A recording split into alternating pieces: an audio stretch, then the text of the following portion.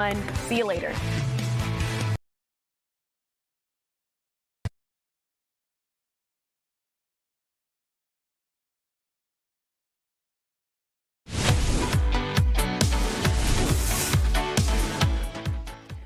Good afternoon. Welcome to Fox 5 News Live. I'm Jasmine Cornell. Thanks for joining our stream here on Fox Local. We're streaming also on social media and some of your favorite social media platforms like TikTok and YouTube. Let's get into some of our top stories this afternoon. So this first one is pretty disturbing here. A woman is facing charges for intentionally running over her dog, officials say. So there's the woman on your screen there. A walk-in complaint brought to local authorities led to this Fulton County woman being jailed for allegedly tracking down and killing a dog with her own vehicle. Now, that is Kendra Ulisha Ashe. She is 37 years old and from Dallas. She was arrested following a police investigation into an incident that happened on May 8th at the beginning of this month. And according to police, the incident took place around 10 p.m. that night. Investigators say she was leaving a party on West Hampton Way, that is, in Brookshire Townhomes subdivision in Villarica, when she ran the dog over after chasing it down with her Audi. So the entire incident was captured on camera, according to police, and Villarica police took the initial report and put together a timeline of events using that video. And also using other investigative tools, police positively identified the Audi and its registered owner, and with the assistance of the Fulton County Sheriff's Office as well, they were able to help them comb through this evidence here. Based on the interview and other evidence, authorities arrested Ashe on May 15th. She is charged with aggravated cruelty to animals and cruelty to animals in general. She posted a $5,000 bond and was released from the Carrollton County Jail. So a very disturbing story here out of Fulton County. And this woman is from Dallas again. Officials accusing her of running over her dog on purpose. So a man reportedly tried to kidnap a child in Smyrna. This is another story that we're following here. 69-year-old man remains jailed without bond after officials say he attempted to forcefully push a 10-year-old boy into his truck the evening of May 14th. Again, this happening in Smyrna. The arrest warrant shows that 69-year-old John Bellany tried to entice a 10-year-old boy with ice cups at an apartment complex on Springbrook Trail. And with the child, while the child held the cups, that is, Bellany allegedly grabbed him by the shoulder and pushed him towards the vehicle. Court documents then note the child broke the grip and ran away crying. Neighbors say the child's family was left shaken. Of course, what a scary situation to be in. Cobb County Police now are urging parents to re-emphasize safety rules since summer break means more kids will be out on the roads and playing outside. Smith stated that children who feel approached by someone unsafe should immediately report it to a trusted, responsible adult. Again, this is the Cobb County Police. Authorities advising that children play in groups and remain supervised here. So while Bellany on your screen is held without bond on charges of kidnapping and cruelty to children, it is unknown if he made any statements to investigators. But again, this is a scary story out of Smyrna. Cobb County Police saying watch out for your kids, especially since they are out of school and summer break is underway. The reward has increased for an East Point man who has been missing for several weeks now. This is him on your screen here, and he went missing, or he disappeared, that is, from a Target in that area. So the family of this man now tripling the reward for information leading to his return. 20-year-old Derek Samuel, that's his name and age. He was last seen last month leaving a Target on Camp Creek Parkway. The reward has gone from $5,000 to $15,000 for credible information that leads to finding him. Investigators have been reviewing evidence here in this case. They say surveillance footage showed Samuel did not appear in distress when he left that Target, and they're questioning here what happened after that. Of course, they say where Samuel went after the target is a mystery. Now, investigators do not know whether he walked away from the Red Wine Road area voluntarily or if someone took him against his will and took him to a different location. But this case has been getting a lot of attention just on our website and also on social media. We've seen a lot of people, especially on TikTok as well, talk about this. So the family now is increasing the reward from $5,000 to $15,000 for any credible information, they say. And of course, police are still working to figure out what happened when he disappeared from that target. Time now is 1:05. Let's talk about what Fox 5 News is working on and bring in our assignment manager, Tanya Mendoza. And you have a breaking story that just got into the newsroom, Tanya. That's right. Cobb Police sent over a press release after we asked about a body being found over at Noonday Creek. So what they say is that on May 24th at around 10 p.m., officers responded to Noonday Creek after receiving reports of an individual entering the creek there and failing to resurface. During this investigation, they say that this individual was at the park with family and friends. They also said because of recent storms, the water levels were rising and significantly fast moving. So this was an issue. Investigators learned the individual entered the creek and attempted to swim across but did not resurface. Cobb County Fire personnel and the Cobb County Sheriff's Office, since then, they have been coordinating extensive searches, efforting to find the person. They utilized boats, thermal imaging equipment, and drone technology. The individual was found today. The investigation remains ongoing. So that's what we know. That's what they just sent over. Jasmine?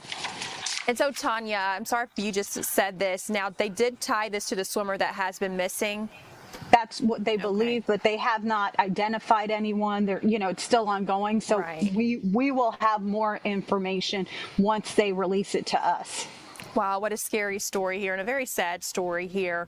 Moving forward, let's talk about what the reporters are working on today. And this first one's pretty sad, too, as well. This woman that was killed after that police chase.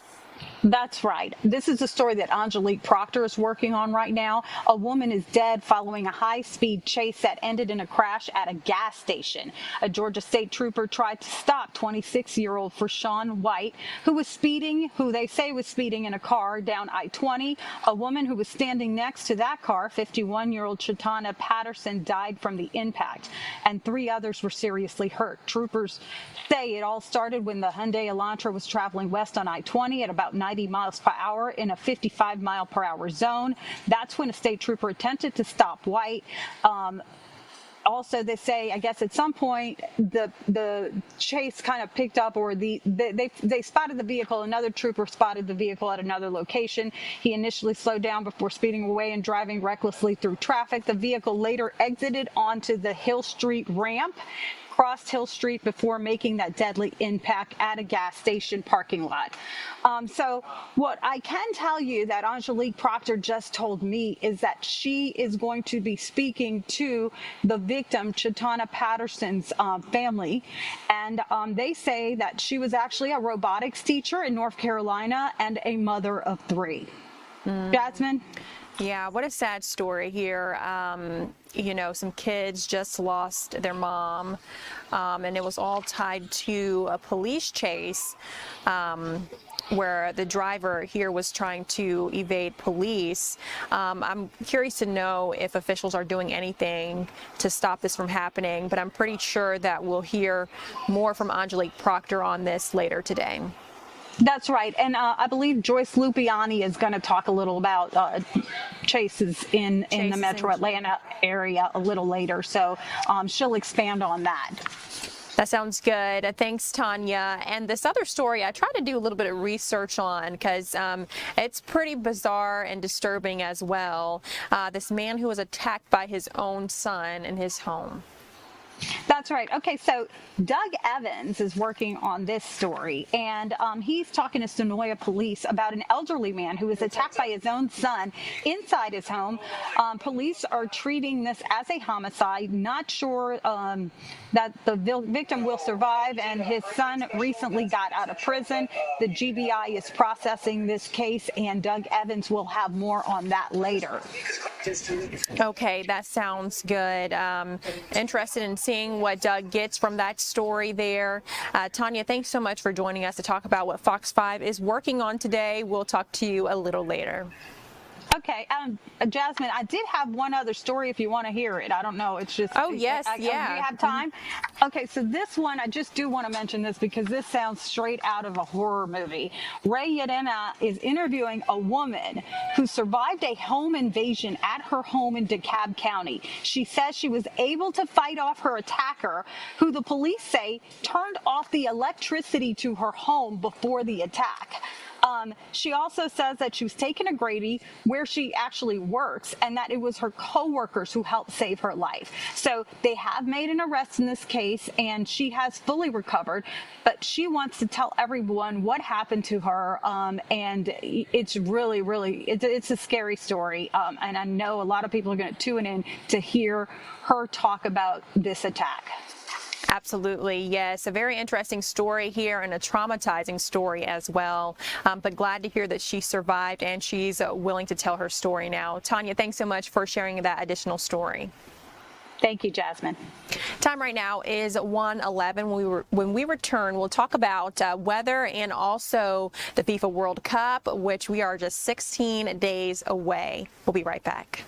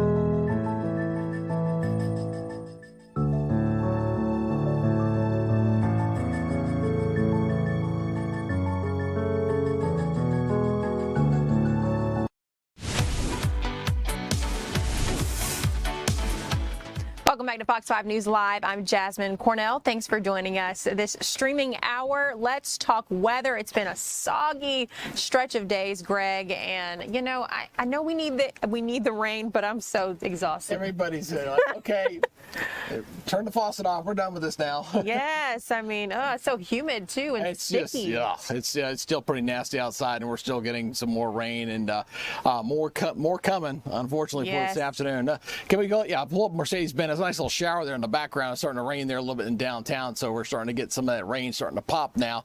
One thing, when you get a tropical air mass like this, it doesn't take a whole lot of daylight heating to just kind of just erupt it up and get showers and storms. So that's what we're getting right now. Getting a little rain there at downtown. Let's go look at the radar right now as we'll take a look at that. As you can see that little spot there right over downtown starting to pop there a little bit, and some heavy activity there to the east of town starting to move in. We'll go in a little bit closer here so you can see some of that rain there coming in through the 75 corridor, going up Georgia 400, and get some rains down near the airport as well, starting to erupt. So again, getting into some showers and a few rumbles of thunder. They'll be moving on through, and these will be gully washes, folks. High water content in the atmosphere will make sure that we continue. That's why we have the flood watch in effect for a lot of North Georgia right now because of this heavy rain. You see this stuff firing down to the south, and this will continue to be the theme here for the rest of the afternoon into the early evening hours until things begin to settle down.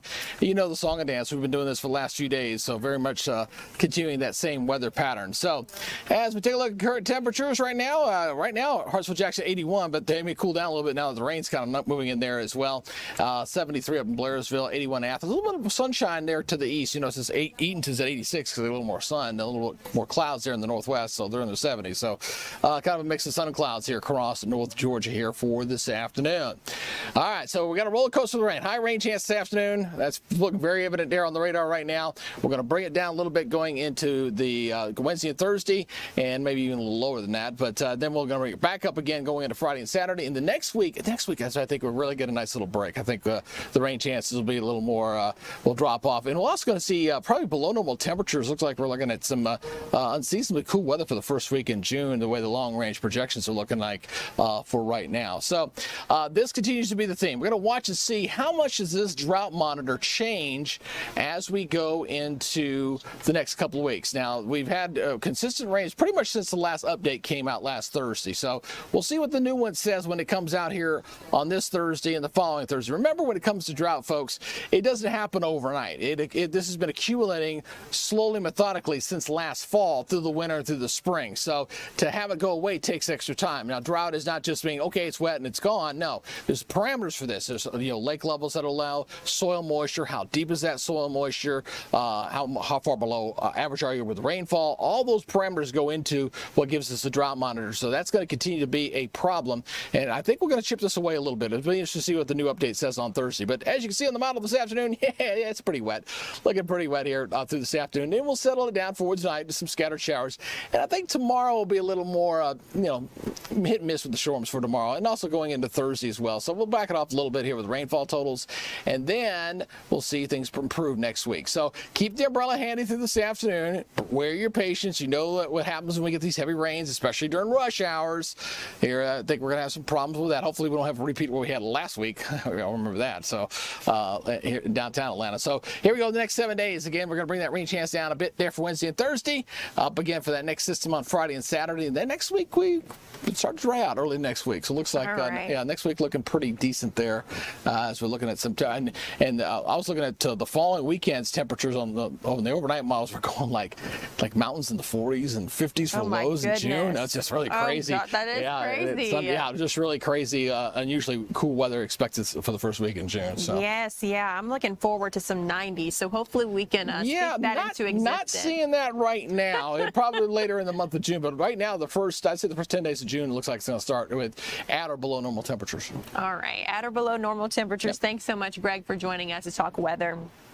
Guys, let's move forward. Take a live look outside really quickly, and you can take a look at that wet weather as we prepare to talk about the FIFA World Cup. We're just 16 days away, and we have some big news today. The U.S. has reportedly finalized its roster for this summer's highly anticipated World Cup. The big reveal is coming here soon today. Let's bring in Fox News correspondent Caroline Elliott to talk all about this. Caroline, thanks so much for joining us. Yeah, Jasmine, it's great to be with you. So a lot to break down here today. We know for the U.S. men's team, the first game is on June 12th in L.A. So the team will have a little more than 2 weeks to practice and get used to playing with each other. But as one player told us, there are plenty of things to tackle before the first game. Oh, my goodness. For this team is going to be a couple things. Can they stay healthy? And then can they get a consistent lineup playing together over 2, 3, 4, 5, 6, hopefully 7 or 8 games. So a lot of work to do before then, but this is something some of these guys have been training years for, and for many of them, it won't be their first time playing in the World Cup. Oh, this is such an exciting time, Caroline. You know, who as a player Team USA fans should be excited to watch? Yeah, well, we do not know the official roster yet. That announcement's coming in about an hour from now, but that will be announced at 3 p.m. Eastern time today. So this roster, though, was apparently leaked over the weekend. So we do have an idea of who could be on the team. One player we keep hearing about is Christian Pulisic. He's the team's active leading scorer. So we have to imagine this is a guy we have the team that they would rely on during the tournament. There are other players as well, like Tim Ream, who have played in the World Cup before. So some of these veterans could really bring their experience to the game. Now, Caroline, what kind of advantage does Team USA have as the host country? Yeah, well, some of the players have told me there is nothing like playing in the World Cup on home soil. So in some ways, every game could feel like a home game, but this team will face some of the same challenges as every other team when it comes to travel. So this is the first World Cup, Jasmine, that's spread out in 3 different countries. So this is going to be a lot of travel for these guys on top of games and the long hours of training. Caroline, we look forward to this announcement at 3. Thanks for joining our stream today to talk about this and to preview this. Very exciting. Yep. And sticking with the World Cup, following today's announcement, Team USA will make their way to Metro Atlanta to start training for the big match. Fox 5's Justin Felder takes you behind the scenes. He's given us a tour of the $250 million training center where the Stars and Stripes will soon call home. Let's take a listen. Welcome to the Arthur M. Blank U.S. Soccer National Training Center. We're here in Fayette County, Georgia, about 45 minutes south of Atlanta. The brand new home to all 27 U.S. Soccer national teams, including, of course, the U.S. men's national team as they get ready for this summer's FIFA World Cup. We're on 123 acres of our 200 acres here just south of Atlanta. We have an over 100-year history of U.S. soccer that we are very proud of, and we wanted this building to represent that. Like, you get chills as you see it. I get it almost every morning as I drive up because it's something special. We want special things to be here together as we collaborate amongst the soccer community to grow the game. We never owned a blade of grass until we built this facility. So we have the 16 full-size fields. As we look down here, there's 8 natural grass fields deep in the distance between there. We have our 2 sand pitches. There's 2 artificial fields as well. And as we're looking down from our vantage point, you could see one field here, and then the other ones kind of keep going lower down, and that was a choice, right? That's right. So there's tiers here. These 3 fields here are the senior pitches. So as our youth teams are training down top, they're going to be looking up the hill and seeing their senior team counterparts training and want to get up here. So it's literally working your way up. It's literally working your way up by design. So tell me about where we are. Yeah, so this is Nike High Performance, which is obviously a weight room, but it's so much more than that. It's also a lab. We will be a satellite lab of the exact same lab that Nike has out at their headquarters in Beaverton. We are trying to grow our athletes and learn everything we can about them.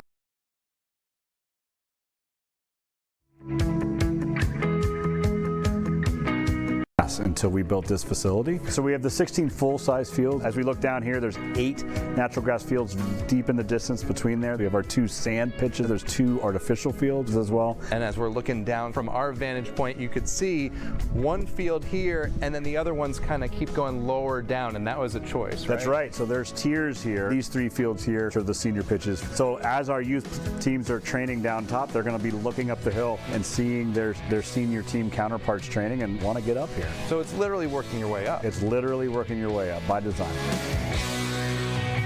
tell me about where we are. Yeah, so this is Nike High Performance, which is obviously a weight room, but it's so much more than that. It's also a lab. We will be a satellite lab of the exact same lab that Nike has out at their headquarters in Beaverton. We are trying to grow our athletes and learn everything we can about them. Naps are important, right? And so you come off the field and you need a little bit of recovery in that way. Like, this is an opportunity for us to use these sleep pods. They have a 20-minute cycle, get you just a nice little refresher nap. We're in the hydrotherapy room, which is also a key part of recovery as well and getting the athletes ready. So both of these pools can be hot or cold. Is this area with the high tech, the gadgets, the weights, everything new, is this really for the senior teams or is this everybody? This is for everybody. And in fact, part of this, and again, as we think about how we're going to develop players here, we want them to learn at a young age how to do everything in here correctly. So when the U.S. men's national team is here, this will be their locker room, right? Correct. This is where the senior men and senior women will be. There's maybe a pro locker room in the NFL that may have more frills, but the point is they're coming in, they're changing, they're getting out to the pitch. This is not as much of a hangout space as you would think in maybe a pro environment. You come into this room, you think, are we in a basketball court or a volleyball court? Tell me about this room. It sure feels like it. It's a maple floor, right? But this is futsal, which is another form of soccer played on a basketball court traditionally. And then we also have Power Chair, which is our wheelchair soccer team. This is what's so cool about this building, is the accessibility of it. The last camp they did here, we showed them this, and there were tears flowing because they've never had a purpose-built space for that. What does this facility mean, not just for this year's World Cup men's national team, but for U.S. soccer and for the sport in our country? Yeah, so I mean, as we come up these stairs, we're walking into the headquarters area, right? So this is also the home of the entire business of U.S. soccer. Everyone now working under one roof. It's going to be a game changer. How crazy is it that one of the first things this facility hosts is the U.S. men getting ready for a World Cup on home soil? Hey, we're coming in on two wheels, coming in hot. We're ready to go, and we're excited to host them. We want to send them off in style, and hopefully they bring back a trophy to put in the trophy case. No better place to get ready. That's right. Thank you so much. Thank you.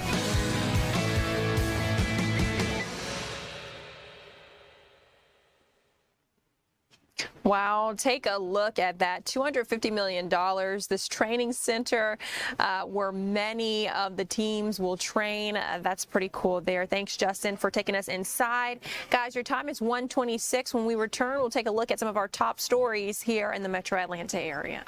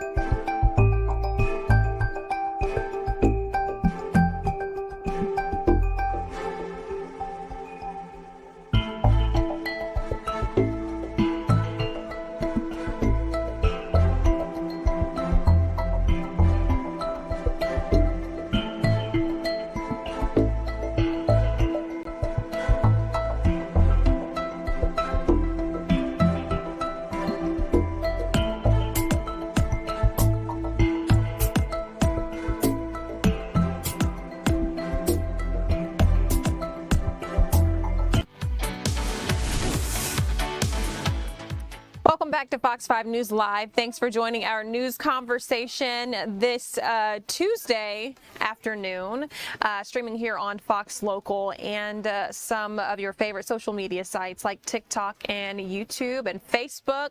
But let's get into our top stories. Gas prices, many people talking about it, and drivers here in the metro Atlanta area are still paying $4 at least a gallon at the pump, even as gas prices begin to decline a little bit around the nation. So according to AAA, the average price for a regular gallon of gas today is $4.02 in the Atlanta area, and that is about 38 cents higher than a month ago and $1.08 more expensive than a year ago. So prices around the metro area, of course, do vary widely, with some counties paying just below $4. I did check on that this morning.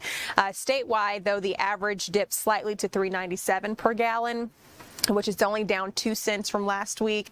The national average sitting at $4.49. And typically when we talk about gas prices, usually I see comments of people saying what they're paying in their area, and I saw $6 over the weekend in Chicago. So that is a pretty crazy there. Patrick DeHaan, he works with Gas Buddy. He says optimism surrounding a possible U.S.-Iran agreement has helped push oil prices down, though geopolitical tension could still cause prices to rise again quickly, and we've seen that. The prices go back and forth and back and forth, but of course we'll keep you updated on what you're paying at the pump right now here in the Atlanta area. Prices for the most part sitting at around $4. Some areas paying a little under $4. But let's talk about this app here that's dealing with gas. It's a new of its kind. I've never heard of it before until now. So a new mobile application is changing how drivers fill up their tanks by delivering fuel directly to parked cars across the metro Atlanta area. So the mobile service is called Gas Dash, and the company operates as an app-based convenient gas delivery service that functions 24 hours a day, 7 days a week, 365 days a year. The service delivers premium unleaded and diesel fuel directly to customers wherever they're parked. So we spoke to the CEO, whose name is Rusty Spivey Jr. He explained that the mobile option removes the need to visit a traditional gas station. Let's take a listen. World's first app-based 24/7, 365, anywhere convenience gas delivery service. We deliver gas in all forms, unleaded, premium, and diesel, anywhere you at, 24 hours a day. It's very, very simple. It's literally as simple as you ordering food. You go in there, click which gas you want. You literally put in how many gallons you want delivered. That's it. We're on our way. Well, what a pretty creative app here. Again, this is here and available in the metro Atlanta area, and they're wanting to expand this to other major cities like Orlando. They say they're going to do that next. So this will be something to follow up on. Curious to know in the next few months how many people are actually using this service. Pretty similar to DoorDash, but it's gas being delivered to you. Moving forward now, let's talk about some of the injuries reported over the Memorial Day holiday weekend. So the Georgia game wardens spent the Memorial Day holiday weekend responding to a series of boating incidents across the state. Some of them did involve children, sadly. The Georgia Department of Natural Resources released its final boating activity today, covering the period from May 23rd through May 25th. And let's get into what they had to say about this. So 2 separate incidents involving kids were reported over the weekend on Lake Hartwell around 4:40 p.m. on Saturday. Game wardens responded to a crash involving a single-person watercraft carrying 2 people. Officials say a 7-year-old girl suffered from a leg injury after being thrown from the vessel. And they also say the operator, an 18-year-old man, had not completed Georgia's required boating education course, and the personal watercraft was not properly registered, so that's not good there. But they did discover that alcohol was not a factor in the crash. The operator received citations, and the child was taken to the hospital with non-life-threatening injuries, expected to recover here. That second incident happening on Sunday afternoon when a 6-year-old girl was injured while getting off a beached boat near a beach boat near Gumlog Cove. Authorities say another child pushed the girl from the vessel, causing her hand to become caught in the door of the boat. As she fell, she was later taken to a hospital for treatment here in Atlanta. So just some series of incidents happening involving boats. So we know that there were at least 3 boating under the influence incidents over the holiday weekend. So again, just remember, as you take your boat out, watch out for kids, watch out for other boaters, and don't get behind the wheel there under the influence. Time right now is 1:34. A local nonprofit helping people break the cycle of addiction and homelessness.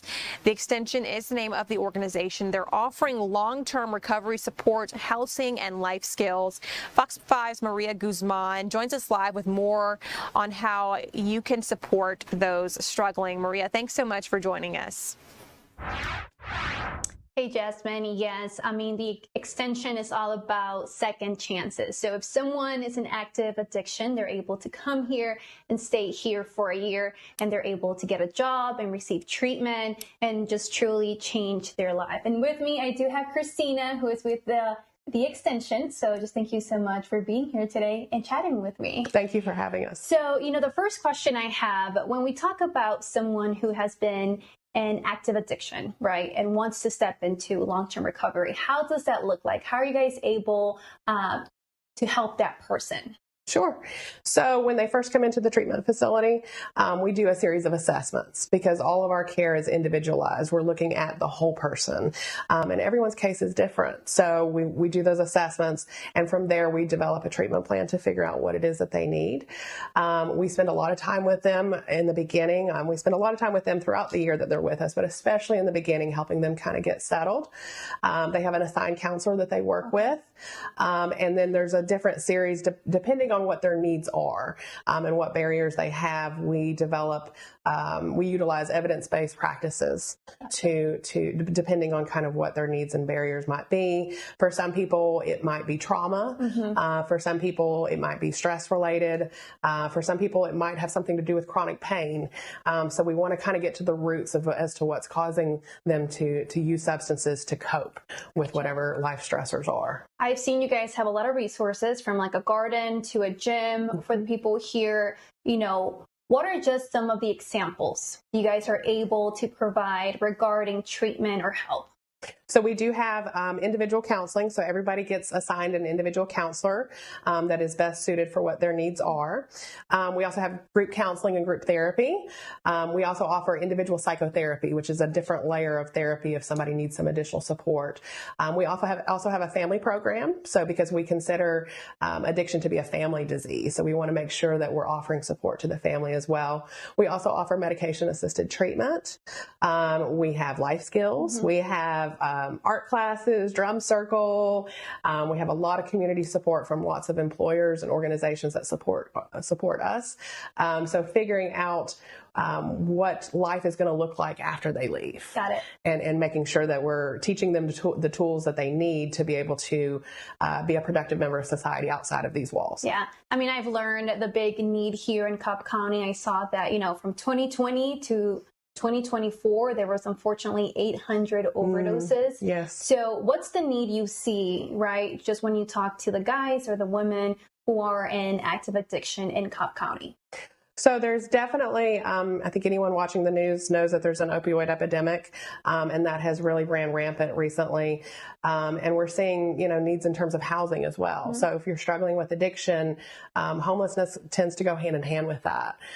So figuring out kind of what do they need specifically to be able to not just survive, but thrive. For sure. And then just regarding the demand, right? The people who are often asking to come here and be part of the Extension. Yes. Unfortunately, we do have a waiting list. And that just is because there are more people needing help than the number of beds that we have. We would love to be able to open up the doors immediately to when they call. But there is an admission process. But certainly the demand is much higher in recent years. I think it's really inspirational that when you work in this, but you also have lived just some type of the story since you are in long-term recovery. So just share with us a little bit about your journey and your story. So I'm definitely a person in long-term recovery, and that has definitely guided me. It brought me, I feel it's a calling for me. I wanted to help others, and I believe in living my recovery out loud so those do not have to suffer in silence. There's lots of staff that we have here that are in recovery as well, and that certainly helps us lead with our heart. Yeah, for sure. Yeah. And then, why tackle the topic of homelessness and addiction and the relationship and the correlation those two play together? So it's one of those things where if you're struggling with addiction, then you're probably going to not have financial security. And then, if you're struggling with homelessness, then you may possibly need to use substances, at least in the feeling in that moment is to use substances to cope with how you're feeling. Both things are traumatic. So it really comes down to experiencing that trauma and how do we cope with that trauma. So here at the Extension, we try to teach other people how to resolve that trauma and to learn to live with it as well as thrive in their everyday lives. Awesome. And also they're able to host up to 100 people here, both men and women. So they're doing a lot of work here. They're having a big reach here in Cobb County. Jasmine. Maria, thanks so much for joining us to talk about this. A very important discussion here on this organization offering support for people struggling with homelessness and battling addiction, because those often go hand in hand. Thank you so much, Maria, for joining us. Guys, let's move forward and talk about what's trending on Fox Local and fox5atlanta.com. These are the stories that you are clicking on the most on our website. In here on Fox Local, we are going to bring in our Fox 5 digital content creator, Joyce Lupiani. She has a look at some of those stories, and this first one deals with one of the Chrisleys, and they're always in the headlines. Hey, Jasmine. Hey. Yes, we've been talking about this pretty much all day long. But I decided to look into it a little bit more. So I'm not from Georgia. I've heard of Todd and Julie Chrisley. I have written a few previous stories about their whole situation as far as them going to prison and being released, but I'm not super familiar about the kids. So when this story came across, I started looking into who is Lindsay Chrisley, and I found out that she lives here in Woodstock, and apparently she has a pretty popular podcast. It's called The Southern Tea. So what happened is, late Saturday, early Sunday, she apparently was driving and attempting to pass someone on a 2-lane road. Well, she ended up getting caught by the police, and they accused her of driving under the influence and reckless driving and even eluding a police officer, which means she took off. She didn't stop when they actually tried to stop her. And Lindsay, she says that she's going to fight the charges. And I looked into it, and I mentioned that she got charged with a DUI, but specifically she was charged with suspicion of DUI less safe, which means driving under the influence with a blood alcohol level below 0.008%. So it doesn't sound like there was any kind of blood draw or anything. Basically, the charge was based on her behavior and not an actual test. So she says she's going to fight the charges, and she was just trying to pass this person on the 2-lane road, and we'll see what happens with that.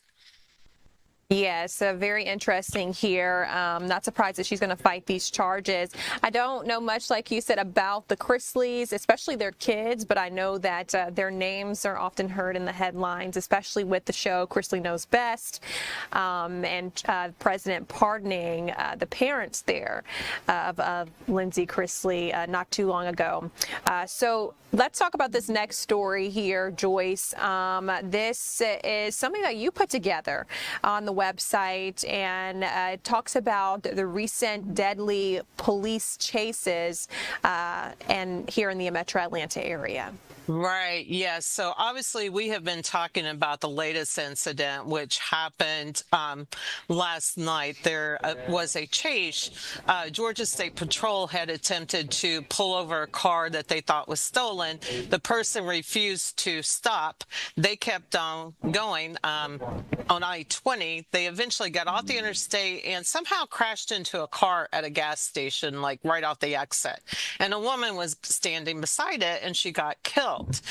So we've done like a lot of stories on incidents like this. Another one is the one that happened last year. This involved a 19-year-old who was killed in Little Five Points. Once again, a driver was being chased by the police. I believe it was Georgia State Patrol also that was involved in that. And the person that was being chased didn't stop for a red light, and he hit the 19-year-old, killing him. And his mom has been like super vocal ever since that happened about, you know, police chase dangers and how, you know, her son, who was completely innocent and not involved at all, was killed during this. So because of both of these things, I started looking into it, and I found out that there's been at least 11 fatal police crashes here in Metro Atlanta. That's not counting some of the other ones that have taken place around the state since pretty much the beginning of last year. And I also came across a really interesting study that the Atlanta Journal-Constitution did like last year, and they found out that Georgia was the #1 state for fatal police chase crashes, based on information from like 2018 to 2023.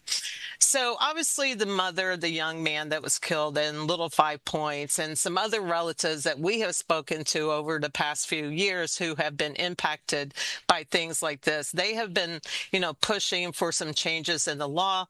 And, you know, maybe with this latest thing that might happen, we just found out that there is a group that is planning on speaking later this afternoon at the Atlanta Public Safety meeting, I believe, and we're hoping to get some sound with them. So, and as Tanya said earlier, one of our reporters is also speaking to the family of the woman who was killed last night. So, you know, this is a big thing. It's a big problem, not just in Georgia, but across the nation. So I'm sure we're going to be talking about this a lot more. Absolutely, Joyce. Thanks for doing some digging there and putting this all together. I'm curious to know, you said that the Atlanta Journal-Constitution, they found that Georgia is the top state with the most deadly police chases. Did they say why? Well, it's kind of complicated, and I don't want to misspeak, but it appears that there are very little regulations here, especially like statewide, like Georgia State Patrol. Now, like some communities have put in some recent like rules or whatever guidance because of fatal crashes, but Georgia State Patrol, you know, they can pretty much go anywhere. And from what I understand, you know, they have a little more, they have the ability more so than some of the other police forces to like continue chases and that sort of thing. So, you know, I hate to kind of promote somebody else, but, you know, the Atlanta Journal-Constitution did like this huge story on it, and they really do go into all of that. So if anybody's curious, you can go to our website, and I have a link to the story on the AJC. Okay, thanks so much, Joyce, for talking about this and bringing this to our attention. This last story, Georgia fans get to pick the final resting places at the stadium. This is a little bit lighter. Let's talk about this. Oh, yeah. It's just one of those kind of silly little surveys that, you know, get a lot of people talking online. These things are always popular, you know, when we post this kind of story. So, yeah, they did this survey. It was actually a nationwide thing, so it's not just here in Georgia. They survey like thousands of sports fans across the country and asked them, if you had the choice, where would you like to have your ashes spread after, you have passed away? And Mercedes-Benz came in #1 for the state of Georgia. And some of the other picks, they're probably pretty obvious, State Farm Arena, also Truist Park, where the Atlanta Braves played, and that's a beautiful park for sure. Also, Sanford Stadium ranked very, very high because that's where the Georgia Bulldogs play. So, the people, said it pretty much came down to like memories and childhood experiences, or, just feeling connected to whatever team they're a fan of. And we do have, like, if anyone wants to check it out, we do have like a list of like the stadiums, some of the more popular places around the country too, on the website. All right, Joyce. So what a pretty cool story here. Thank you so much for joining us to talk about what's trending on Fox Local and our website, fox5atlanta.com. Thank you. All right, time is 1:49. When we return, we'll talk about how Gwinnett County is working to make sure kids have meals this summer break.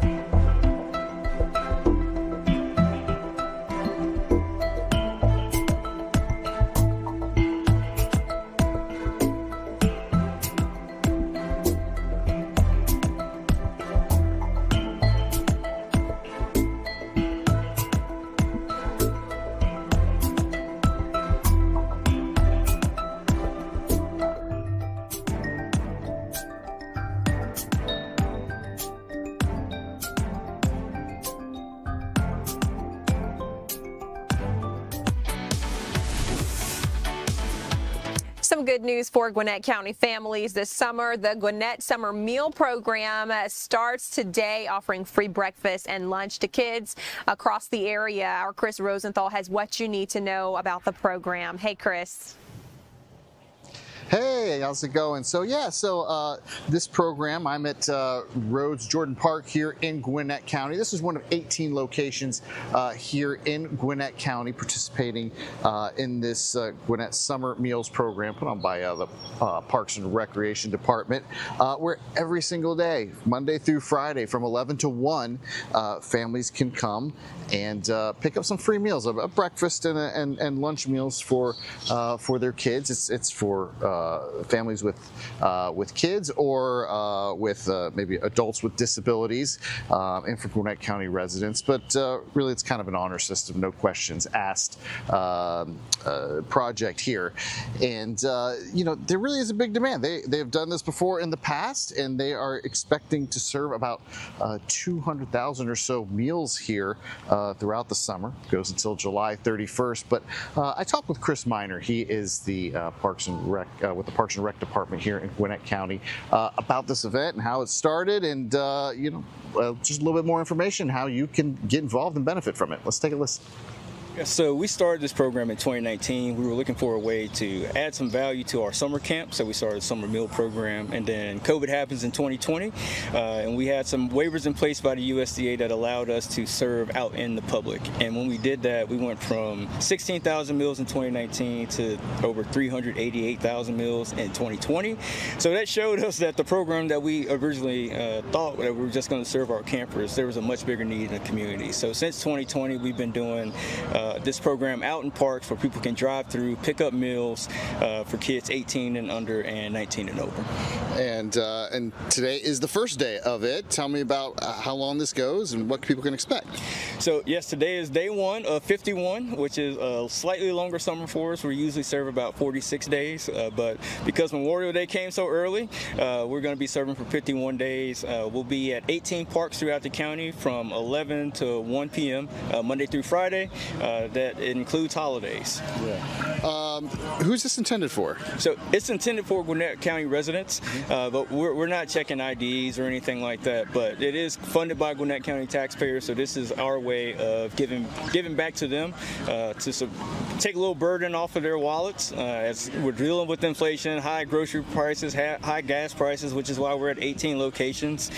So it is funded by Gwinnett County, so it is intended for Gwinnett County residents. Gotcha. And for their families, for people with children, and also disabilities, huh? That is correct. So if there is someone in your household that is 19 and over with a disability, they also qualify for meals.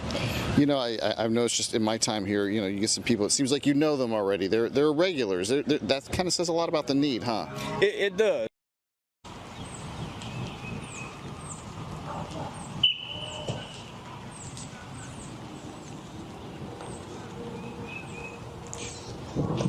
All right, and so yeah, definitely a big need here.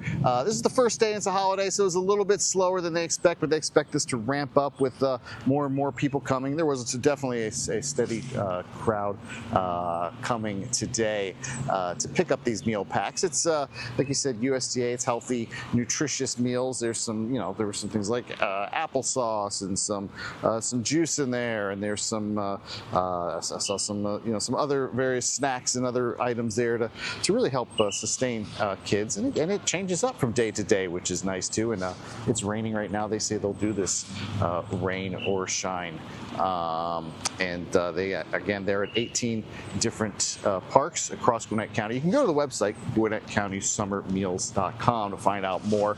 Also, they're looking for volunteers. They're not so much looking for food donations, but they are looking for volunteers to come help out. It's they say it's a really good feeling when you hand a bag of food to some of these people. So again, Gwinnett County, Gwinnett SummerMeals.com. You can find out a little bit more about this program. Back to you. Chris, thanks so much for joining us to talk about this. I love it when programs do this over the summer to help kids. Thanks, Chris. And thank you for joining our stream. Our news continues right at 2 p.m. with our Tyler Fingert.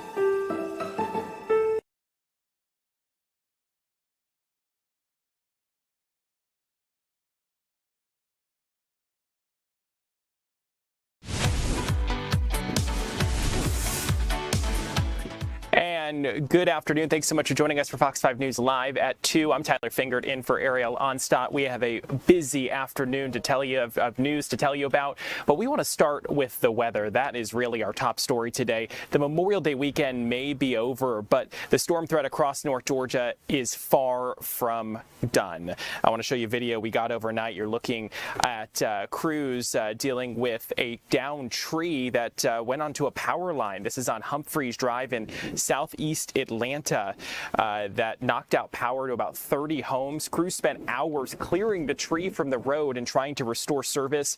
Earlier, another tree came down on East Rock Springs Road in northeast Atlanta, blocking the street. And before that, a third tree fell, this one on Wells Drive in southwest Atlanta. That tree hit a house, causing some damage. The storms Monday afternoon triggered not one, but 2 ground stops at Hartsfield-Jackson International Airport.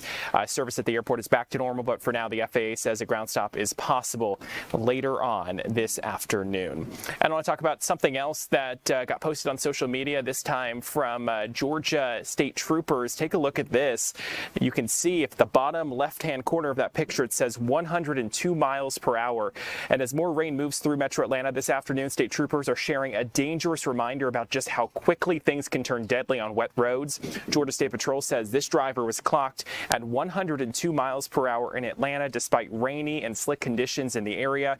Troopers say rainy conditions already make it harder to brake, harder to see, and much easier to lose control. Add triple-digit speeds, and the danger only grows.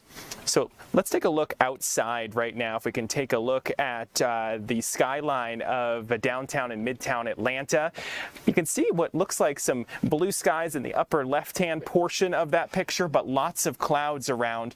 Sadly, we're not out of the woods yet. A flood watch remains in effect for parts of North Georgia this afternoon with more showers and storms expected. So the big question now, when does the pattern finally start to dry out, and could we see some more stronger storms? The good news is I have someone who can answer that. Fox 5 Storm Team Meteorologist Greg Majeski, thanks for joining us. Well, the good news is I'm not really expecting anything severe. I mean, you can always get one this time of year, so it's possible, but nothing major.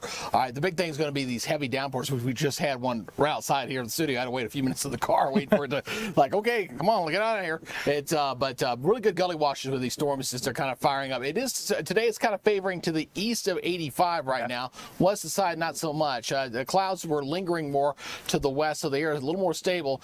Had a little more sunshine breaks to the east, so we were able to stabilize that a little bit better. But you can kind of see where the heavier rains are falling from right now. So let's go ahead and get into some of this. So go ahead and zoom in here a little closer. Again, you see the heavy downpours up toward Lawrenceville and Tucker. Downtown had a brief shower, but there's another one down near Forest Park coming down near the airport. So more rain coming up that way and over toward the east side of town. Again, a little bit closer here. You can kind of see Gwinnett County getting hit pretty good right now. Definitely wouldn't want to be on 85 between Dwarville and Lawrenceville right now. I bet that's slow going with that heavy rain moving on through there. And more down toward the south, approaching Hartsfield-Jackson, and you see the stuff down here toward the south as well. So we're going to continue to see these storms through the rest of the afternoon. Same drill that we've been doing the last few days here, folks, with these afternoon showers and thunderstorms. Those are still going to continue to pop up as we go with the daytime heating. So there's our temperatures right now, currently at 79 degrees. It's been as warm as 81 here in Atlanta, 81 in Covington, 86 in Eatonton. Obviously, they've had some more sunshine over there, a little warmer. 78 in Dalton, 79 over into Rome. All right, so here's with our rain forecast. Again, very high this afternoon as we're seeing on the radar right now. We're going to bring it down for Wednesday and Thursday, bring it back up going into Thursday and Friday and Saturday. And then it will taper back down going into next week. And next week looks like we'll get a chance to finally dry out. Also looks like we'll see the first, looks like 6 to 10 days of the month of June. Probably looking at below normal temperatures here. You know, we're supposed to be warming up in through the 80s as we go into the month of June. And we're going to be predominantly 70s and even potentially cooler if some of the long-range models are correct going into that following weekend. But the good news is with all this rain that was kind of started last Wednesday, and that was when this kind of started when we had that big deluge in downtown Atlanta, which flooded the connector. So the drought monitor was updated on Thursday. So it'll be interesting to see how much of a change we get on the drought update here on this Thursday and the following Thursday. So keep in mind, drought does not happen overnight. It takes a while. So this drought has been steadily building since last fall. We've had below normal rainfall across most of North Georgia, the whole state of Georgia for that matter, here basically since last October. So it's been steadily building building. All right, and it also doesn't go away instantly either, because there's several factors for that. When you're talking about drought, we're talking about, okay, how far are we below normal as far as rainfall? What's the soil moisture look like? What's the depth of that soil moisture? How far below are the lake levels? Those are all the factors that kind of get put into this monitor to kind of show how things are progressing here across the state. I do expect this to be improved as we get that new update on Thursday. So again, we're going to continue with the showers and storms here for this afternoon. The things will settle down here a little bit. Looks like we'll have some scattered showers here showing up for the morning here tomorrow. And then looks like we get a little bit of a break. There's another round there coming in on Thursday with some scattered storms in here. And looks like we don't finally get to dry out really time until next week. So the chance of rain is pretty much with us here for the remainder of the next 7 days, as we're seeing here for this afternoon here across the metro area. And again, there's that high rain chance going into Friday and Saturday. And that new Barron model just came in, so we got to watch that percentage rain there on Thursday. May have to go up a little bit. We'll see what happens with that. That's one thing about this time of year when you're dealing with summertime systems. They tend to be weaker, and any kind of change in their flow and anything that can change a forecast from day to day, really, very easily. It isn't like, spring is in the spring and wintertime, you got big storm systems, you're tracking all along. You're kind of dealing with what I like to refer to as bumper cars in the atmosphere. Yeah. So they just play pinballs with each other sometimes, and that's why the rain chances can change so much from day to day sometimes. Yeah, I mean, we're seeing, it looks like continuous rain pretty much throughout the week. Yeah, we're expecting at least some amount of rain each day. Yeah, absolutely. And the 7-day outlook was still putting somewhere between, say, 2 up to almost 5 inches of rain in across the Georgia here. So, like I said, it's definitely what the doctor orders as far as combating the drought. But I know folks are saying, okay, can we get a bit of a break? I want to see some sunshine now. I know. I was making I've seen a whole lot of that lately. I was saying that exact stuff yesterday. I was like, oh my God, it's just so dreary outside. Oh, yeah. Don't like it. But obviously, we need it because of the drought. Not a drought buster by any means of the by any stretch of the imagination, but it's going to help. It does help, and if we're able to hold this, further into the month of June, it'll chip away at the drought conditions for sure. Greg, thank you so much for joining us and giving us the update. And you might actually be interested in this next story if we talk about the weather. So if you go out for the day, it's obviously important to always be prepared for the weather. But did you know your location could potentially have an impact on what you encounter? A new research is shedding light on how cities can alter rainfall depending on the type of storm heading your way. Experts hope the data can help urban regions nationwide improve how they handle heavy rainfall and flooding.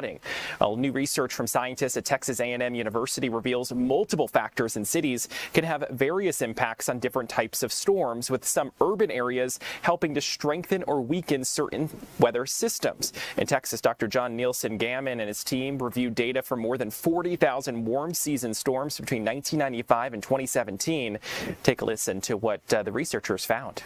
You've got skyscrapers in the middle of some, but more importantly, the buildings and such provide additional roughness on the ground surface, so that slows down the air, can force it to ascend or move around cities. That's one mechanism by which cities can affect rainfall.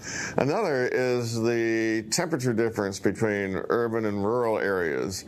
Cities are typically warmer. We call this the urban heat island, and so that could potentially lead to greater instability for convection over cities than over the surrounding country. We found sort of different behaviors depending on the type of storm. And again, the research found that some urban areas like cities can help strengthen or weaken certain weather systems. Certainly interesting, that type of research, because seeing that type of research, knowing that we live in a big city, and just last week we saw that big deluge of rain that caused flooding on the downtown connector. Another story is one that you guys are clicking on our website and has to do with the Chattahoochee River. Take a look at those pictures right there. That's from that massive fish kill we saw over the weekend, and this was after that deluge of rain we saw.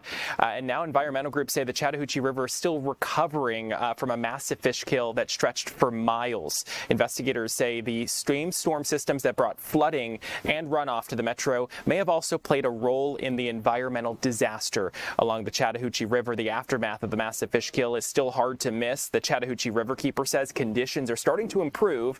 That is some good news, but days of heavy rain and storm runoff likely helped create the problem in the first place. Environmental groups say all of the rain washed extra pollution and organic material into the river, while warm temperatures and low oxygen levels created a dangerous combination for aquatic life. People walking along the river over the holiday weekend reported seeing dead fish floating in the water across a stretch of at least 20 miles. Let's talk about something a little bit different as we come back into our newsroom here. We're going to talk about something that's going viral, and it has to do with the family of the Chrisleys. You may know them very well. Well, Lindsay Chrisley, who you're looking on your screen, is now facing some legal trouble, and this time in Cherokee County. Lindsay Chrisley is the daughter of Chrisley Knows Best star Todd and Julie Chrisley. She was arrested in Cherokee County on DUI and reckless driving charges. According to the Cherokee County Sheriff's Office, Chrisley was taken into custody on Sunday. Authorities say the charges include DUI, aggravated or attempted to elude, improper passing, reckless driving, and speeding. Officials say she was released the same day after posting bond of just under $6,000.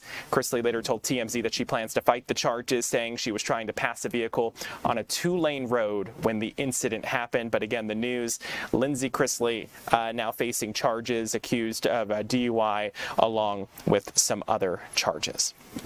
And let's bring it back into our newsroom now as we continue on this Tuesday afternoon for Fox 5 News Live at 2. Police in Cobb County are warning parents that after they say a man tried to lure a 10-year-old boy into a truck outside a Smyrna apartment complex. Investigators say the suspect is now behind bars facing kidnapping charges. You're looking at a picture of him on your screen right now. Police say it happened earlier this month at an apartment complex, and this is on Springbrook Trail.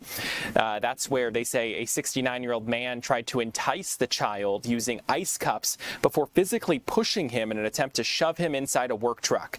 According to the arrest warrant, the boy was able to break free and run to safety. Take a listen to what police had to say. If they feel that they're being approached by an individual who is not having their best interests in mind, they need to immediately go to a trusted, responsible adult to report that.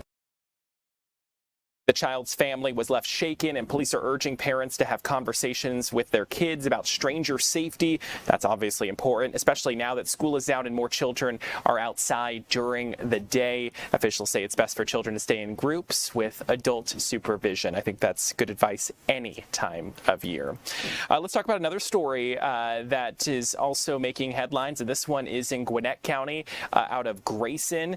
New today, Gwinnett County Police just released the mugshot of the woman accused of a murder after a deadly shooting inside a Grayson home. You're looking at the mugshot that we just got a short time ago. Police say officers were called to a home on Wilkerson Way Sunday morning where a neighbor found a woman dead inside the house. Investigators identified that victim as 44-year-old Sherelle Canty. Police say she had been shot. Detectives later arrested 48-year-old Stephanie Byram. That was the woman you saw on your screen there. She is now charged with malice murder, felony murder, aggravated assault, and possession of a firearm during the commission of a felony. And police say this investigation remains ongoing. Tell you what, there is a news conference happening right now regarding NASA. So they're set to unveil new details about plans for a long-term human presence on the moon. Agency leaders say it will outline progress on what's called moon base. You can see it, the big letters there on the screen over on the right side. It includes new industry partners and future missions aimed at exploring the lunar South Pole and eventually preparing for crewed missions to Mars. Let's take a listen and listen in to what is going on. Multiple payloads to the Shackleton Connecting Ridge, a strategic area of the lunar South Pole. In addition to flying 2 NASA science payloads, SCALPs, a lunar retroreflector array, the mission objective is to demonstrate critical capabilities that reduce risk for the human landing system missions. On that note, every mission in support of the lunar base helps us learn and de-risk crewed missions, but this one is especially important because of the role Blue Origin plays in the Artemis program. The target no earlier than launch date is the fall of 2026. Moonbase 2 will be the largest commercial payload delivered to the lunar surface ever, though in this Moonbase endeavor, we certainly hope to be breaking records on nearly every mission. The Astrobotic Griffin lander will carry more than 500 kilograms of cargo, including Astrolab's FLIP rover, to the lunar surface.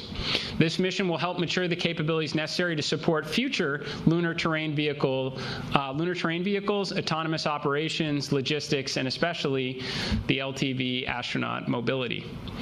Moonbase 3 will expand our scientific understanding of the lunar surface. This mission will deliver the first payload selected through NASA's PRISM initiative, a program that brings together universities, researchers, and industry through open competition to solve scientific questions. The anchor scientific mission is Lunar Vertex, which will study lunar swirls, one of the moon's most intriguing mysteries. Now, these unusual formations appear brighter than their surroundings, as portions of the lunar surface are somehow shielded from the effects of the solar wind. Understanding why they exist could improve our understanding of how the lunar environment evolves, how surface materials change over time, and how future infrastructure may perform in these extreme conditions.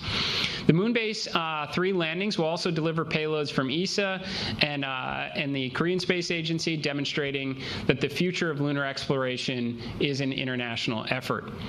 Moonbase 2 and 3 are targeted to launch before the end of 2026. Now, these represent the first of more than a dozen missions we expect to announce through the balance of this year as we return, build the base, and never give up the moon again. And as mentioned, just like in decades past, we are taking the world along with us, though this time, and eventually through the power of orbital observation and communication satellites, we will do so with impressive detail on the Moonbase website, which launched, I believe, in the last hour. The website will be a central hub for announcements, for mission updates, for imagery, video, solicitations, and procurement awards, and all the latest breakthroughs from NASA industry and academia. Now, just as the world paused to take notice of Artemis II and its historic mission, this website and all the associated moon-based missions will inspire students, instill curiosity, promote internships, and encourage them to work in industry as scientists. And NASA is announcing their plans right now. You've been listening to that news conference. Their plans for Moonbase is what they're calling it. It's the humanity's first outpost on the lunar surface. That news conference going on right now. We're going to monitor it throughout the hour and the afternoon and bring you updates as we get it. But one of the questions you guys were asking, who was going to pay for it? Likely taxpayers. This is a NASA-funded project, which also includes some private partnerships. So taxpayers are going to also be incorporating into this. And yes, the goal is for people to go to the lunar surface and eventually Mars. We'll be right back with more Fox 5 News at 2.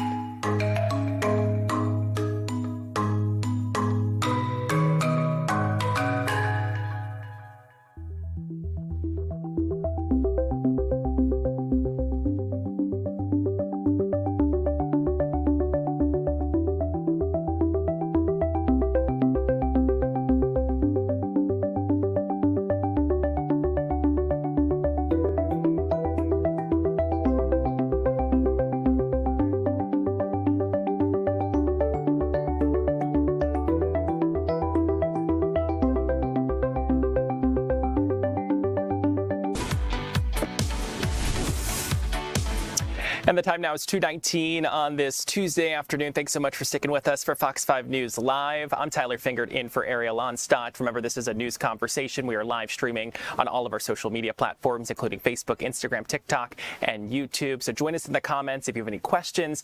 I'll try to get them answered for you. But let's continue on this Tuesday afternoon. A DeKalb County woman is sharing her story after surviving a brutal home invasion. And this is a story that our Ray Urena has been working on all day today. And Ray, if I understand correctly, this attacker cut the power before breaking in? Yeah, that's correct, Tyler. And I just want to let you and the viewers know that there are going to be some graphic details included in this story. But the victim's name in this case, her name is Jenna Salem. Just for a little bit of background, she is right now a anesthesiologist resident at several hospitals here in the Metro Atlanta area. So she's been working to complete her post-medical school training at several hospitals when this all occurred. Now, this happened at a home that she was renting at the time on Atherton Circle, that's in DeKalb County, and this happened back in late January. And Jenna tells me that she was just asleep with the doors locked when all this happened in late January. She says she woke up to the sound of heavy footsteps in the hallway and a man in her doorway, and that man apparently tried to sexually assault her, she says, initially, and then dragged her down into the house's basement. And then at that point, that's when Jenna said she started to fight back after a struggle. She was able to get away initially at first, but the man was able to get to her before she was able to run out that door. And it was in that basement where Jenna says she was able to fight off her alleged attacker, who in this case, his name is Derek Bernstein. He is currently at the DeKalb County Jail where we are currently at, and was denied bond back in January when he was arrested. But Jenna says that she was able to fight off her attacker. She says that her attacker allegedly punched her so hard that she says that everything went white on there. And she you'll notice that she, in the video that will show of her speaking, that she actually had her throat cut by a knife by this alleged attacker that he allegedly produced. It was apparently one of the kitchen knives. And during this struggle, Jenna says she was able to break the knife and kind of turn the tables on her attacker after she was stabbed. And she says during that, when she was stabbed, one of her ribs was dislocated and her lung eventually collapsed. So she was doing all this while having one lung that was operating normally, the other one had collapsed, and she was able to fight off her attacker, break the knife off, push him far enough away from her that she was able to run out of the door and eventually seek help from a neighbor who called 911 and an ambulance. And Jenna, when she got to the hospital, she was taken to Grady, and that's one of the hospitals that she had been working rotations around. She says it was a surreal moment because these were co-workers of her that were now tasked with the opportunity to save her life. Now, Jenna says that since all this, she has not been able to go back. She never went back to that Atherton Circle home that she was renting, but I did ask her, why is she coming forward and sharing her story in such great detail? And this is what she had to say to that question. I just feel so strongly that the only way that violence against women is ever going to stop happening, or that people are going to recognize that it is happening the way that it is if we speak out. When survivors can speak out when they feel comfortable and empowered to, and I do. I feel so strongly that people need to know that this happened to me, and there is no explanation. You can't write it off of I was out doing something, or I did everything right. I was in my own bed, I locked my doors, I had a Ring cam, and it still happened. And Jenna and police say in their statements that this attacker, he allegedly turned off all of the lights in the control panel. He flicked every single light in the control panel to the off position inside of her home before all of this attack happened. So a very, very scary situation. And Jenna says she is thankful that she was able to live this and share this story. But she did tell me that there were a number of times that she thought she was going to die during that home invasion. But again, this alleged attacker, Derek Bernstein, he is behind bars at the DeKalb County Jail, and according to jail records that I just looked up not too long ago, it appears that he has another court hearing coming up in June. Tyler? Oh, that's incredibly traumatic, incredibly scary. I mean, you could put yourself in her shoes and understand that this could have been anyone, essentially, been able to turn off the lights and this person allegedly able to get inside that house. She's now in a safe place, it sounds like, not at that home where that happened? Yeah, she's in a safe place right now, Tyler. We're not going to say exactly where she is, but she did tell me that she had a job lined up after her residency was over in another state. So she's definitely looking forward to that job, which she's going to start very soon. Yeah. Ray Arana, thank you so much for the update. We'll see you at 4 o'clock with the full story, and obviously very brave of her to speak out and talk to us about this so she could warn other people. Ray, thank you. And as we continue on this Tuesday afternoon, we want to take you now to the Paulding, Cobb County area, because multiple communities out there are fighting a garbage transfer station that is under construction near their homes. The project in Paulding is straddling that Cobb County line. It's a story we continue to follow, and we've learned Cobb County leaders are set to meet with leaders in Paulding County. So let's check in with our Kevin Stewart, who's standing by live. And Kevin, I know you've talked with some neighbors. What's their biggest concern with all of this? Yeah, they're concerned about the trash, even though county leaders here in Paulding County, we're in unincorporated Hiram, and this is the scene back here. We see that row, the construction's going on as we speak. They're concerned about the garbage and the stink and the bugs and all of that, but county leaders here in Paulding say that transfer station is just that, a transfer station. It's not a garbage dump, so it should not cause a big problem. The thing that is really interesting about this story, you talked about it, this project straddles the line. Obviously, the people in Paulding County, when we've done this story, they told you they were caught off guard by this. They elect the folks in Paulding County to represent them. The folks over in Cobb County don't, and sometimes they feel like they are at a loss here. So they had a meeting 2 weeks ago with a county commissioner in their district and the mayor of Powder Springs. And when they finished that meeting, there were some mixed feelings how they felt, how that came across. But when they came out of the meeting, there was an agreement to have a meeting. Powder Springs folks, the leader, the mayor there, and a county commissioner to have a conversation with the chair of the Paulding County Commission and multiple commissioners, but that meeting still has not taken place. According to Paulding County, it says that there have been multiple attempts to get that meeting lined up face to face, but it's been canceled by Powder Springs. And right now they are about to have a Zoom call in the next few days to try to get schedules together so they can finally get that meeting going. The particularly frustrating thing, as I mentioned, is for folks who live in Powder Springs, Cobb County, because they feel like they don't have enough of a say-so. In that meeting, they were trying to implore their county leaders, their mayor, to do what they can to influence Paulding County not to go ahead with this project, which is underway. Take a listen. They're trying, but I didn't really. What I think you're going to have to do is have a real sense of empathy and try to convey that to Paulding County. So they can, get them to realize that they're really doing a disservice to their own constituents. We want to make sure that the environmental agencies have a plan in place to monitor. A lot of residents have decided, we don't want to live here anymore. All right, now I can tell you that Paulding County says there have been multiple reviews of the site and they've been cleared every time, and they say they are monitoring developments out here for safety. So obviously this is a story we'll continue to follow from the Paulding County perspective as well as the Cobb County perspective. Tyler? Kevin, thank you so much for the update there, and I know you'll stay on top of it. Thanks again. And as we come back into our studio here on this Tuesday afternoon, we still have a lot more ahead, including we're just about 30 or so minutes away until we find out who's going to be officially on the U.S. national team for the 2026 FIFA World Cup. We'll check in with a live report next. Stay with us.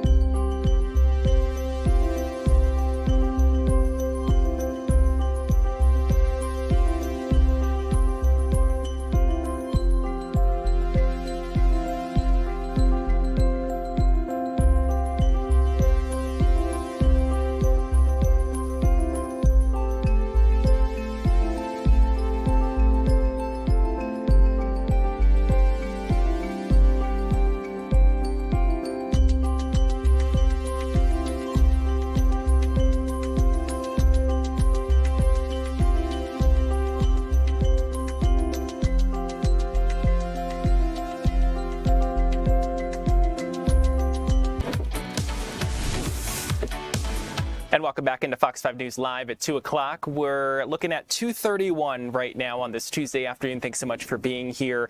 We are now less than 3 weeks away from the start of the 2026 FIFA World Cup. And by the end of the day, we will now know who will be taking the field for the U.S. team. Caroline Elliott joins us live from New York with more. And Caroline, thanks for being here. Yeah, always good to be with you, Tyler. So this is a big day for soccer fans. We know more than half of the team is already here in New York to make their first appearance in front of fans today. And right now, we are just 30 minutes out from the official announcement. So we do know there was a roster linked online over the weekend. So there's already been a lot of rumors floating around on who was picked. But we'll, of course, have to wait for that official announcement in just 30 minutes. Tyler. Yeah, it's going to be a big announcement. I mean, obviously, we're looking forward to it. We're a Fox station. The World Cup's going to be airing on Fox. How much time will the team have to be able to get used to one another before the first match? Yeah, Tyler. So for the U.S. men's team, the first game is on June 12th in L.A. So the team will have a little more than 2 weeks to practice, hopefully build some kind of chemistry and get used to playing with each other. We know in the regular season, these players are spread out in different club teams all over the country. So there will be some work to do before this first game. Tyler? Yeah, and so who is a player Team USA should, or Team USA fans should be looking for who will be on the team, likely? Yeah, Tyler. Well, we do not know the official roster yet. Again, that's 30 minutes from now. But one player that we keep hearing about is Christian Pulisic. We know if he's selected, he would be the team's active leading scorer. So we have to imagine this is a guy the team would really rely on. We know there are also other players like Tim Ream who have already played in the World Cup before. So some of these vets could really bring their experience. Yeah, and what kind of advantage does Team USA have, being that we're the host country this year? Well, Tyler, they have the best fans in the world, first off. Just going to start there. But some of the players have told me there is nothing like playing in the World Cup on home soil. So in some ways, every game in the U.S. could feel like a home game for these guys. But this team will face some of the same challenges as every other team when it comes to travel. This is the first World Cup we know that's spread out in 3 different countries. So this is going to be a lot of travel time on top of those games and long hours of practice. And before I let you go, Caroline, just one quick question. How, I guess, what are the expectations like for Team USA and this World Cup going into just a couple weeks away? Yeah, Tyler. Well, expectations, I would say, have been cautiously optimistic. We will say in this first round of this tournament, the U.S. is ranked the highest of all those 3 teams. So they could very well go to the second round, but there is going to be a lot of competition out there. I know just from talking with some of these players before this tournament, if they're selected, they said the one thing that they hate is losing. So they're going to give it their all. Caroline, thank you so much for joining us here on Fox 5 News Live at 2 o'clock. We'll be looking for that announcement, and I appreciate the update, kind of the tease before what we were expecting. Thanks so much. And again, that announcement's expected to happen at 3 o'clock this afternoon. We'll, of course, be monitoring it here on Fox 5 News Live. Caroline, thanks again. And let's continue with the theme of the World Cup. Well, artisan workers in Mexico City hope to thread the needle with World Cup soccer fashion. So let's show you some video. This is one of the artists in a suburb of Mexico City. A fashion designer and his artisan partners are busy at work making sure that a stitch in time saves 9 as they carefully craft wearable creations for World Cup soccer fans. They're borrowing from one of Mexico's most recognizable folk art traditions, papel picado, decorative designs made of perforated paper that often spring up during Mexican celebrations and holidays. The team uses cutouts that represent symbols of Mexican traditions, homeland, and pride. The stencil designs determine what sections are removed, creating a lattice-style effect, and the wearable designs are geared towards younger audiences and soccer fans eager and willing to showcase Mexico's identity in the World Cup. And Mexico, of course, will be co-hosting the games along with U.S. and Canada. And let's bring you a little closer to home in regards to the World Cup. We just got a new report from an agency talking about hotels. So let's talk about it. With the FIFA World Cup now just weeks away, a new report is raising questions about whether the massive hotel boom many expected will actually materialize across our country. But here in Atlanta, the picture appears to be stronger. So that is some good news than in comparison to some other host cities. As Atlanta enters the final countdown to the World Cup next month, hotel operators are closely watching whether international fans will follow through on their travel plans. A report from the American Hotel and Lodging Association says many hotels across World Cup host cities are seeing bookings tracking below early expectations. That's not good news at all. The industry group points to several factors, including high travel costs, visa delays, along with concerns about international travel to the USA. But Atlanta is emerging as one of the brighter spots. So that's really good news for us here in North Georgia. And the report says many Atlanta hotels are seeing bookings meet or even exceed expectations ahead of the tournament. And the city is expected to host hundreds of thousands of visitors during the World Cup, including 8 matches and a semifinal at Mercedes-Benz Stadium, which I want to remind you will be known as Atlanta Stadium during the World Cup. And let's talk about another story that is certainly making headlines and goes viral pretty much every time we talk about it. It's a missing persons case out of East Point. The family of missing East Point man has increased the reward for his return to $15,000. So you're looking at the police bulletin from East Point right there. That is Derek Samuel. He has been missing since April 29th. Police say he was spotted going into the Target on Camp Creek Marketplace with 2 friends, but was seen leaving alone, walking toward Commerce Drive and Red Wine Road. Police say his phone was turned off in a wooded area nearby. If you see Samuel or know where he may be, you're asked to call 911. But again, the reward for information that leads to him being found has been raised up to $15,000. So let's talk about, as we come back into our newsroom here, a story that is certainly going viral on our website. And this is unfortunately a very sad story. It has to do with a high-speed police chase that ended in a crash at a gas station in Grant Park, and it left an innocent woman killed. This happened yesterday. Well, our Angelique Proctor spoke to the family, from my understanding, a short time ago, and she joins us now live with the details on what the family had to say and also with what led up to the chase. I am not sure if she can hear us. Angelique, yes, can you hear? I can. Good afternoon Hey. to you, Tyler. What a disturbing story that we have here. In fact, we just talked with the victim's sister just minutes ago. This was a high-speed chase that was started with the Georgia State Patrol pursuing someone. They were trying to pull over for speeding, and that person would not stop, kept going on Interstate 20, and ultimately exited at Hill Street, and that is when he hit a parked car.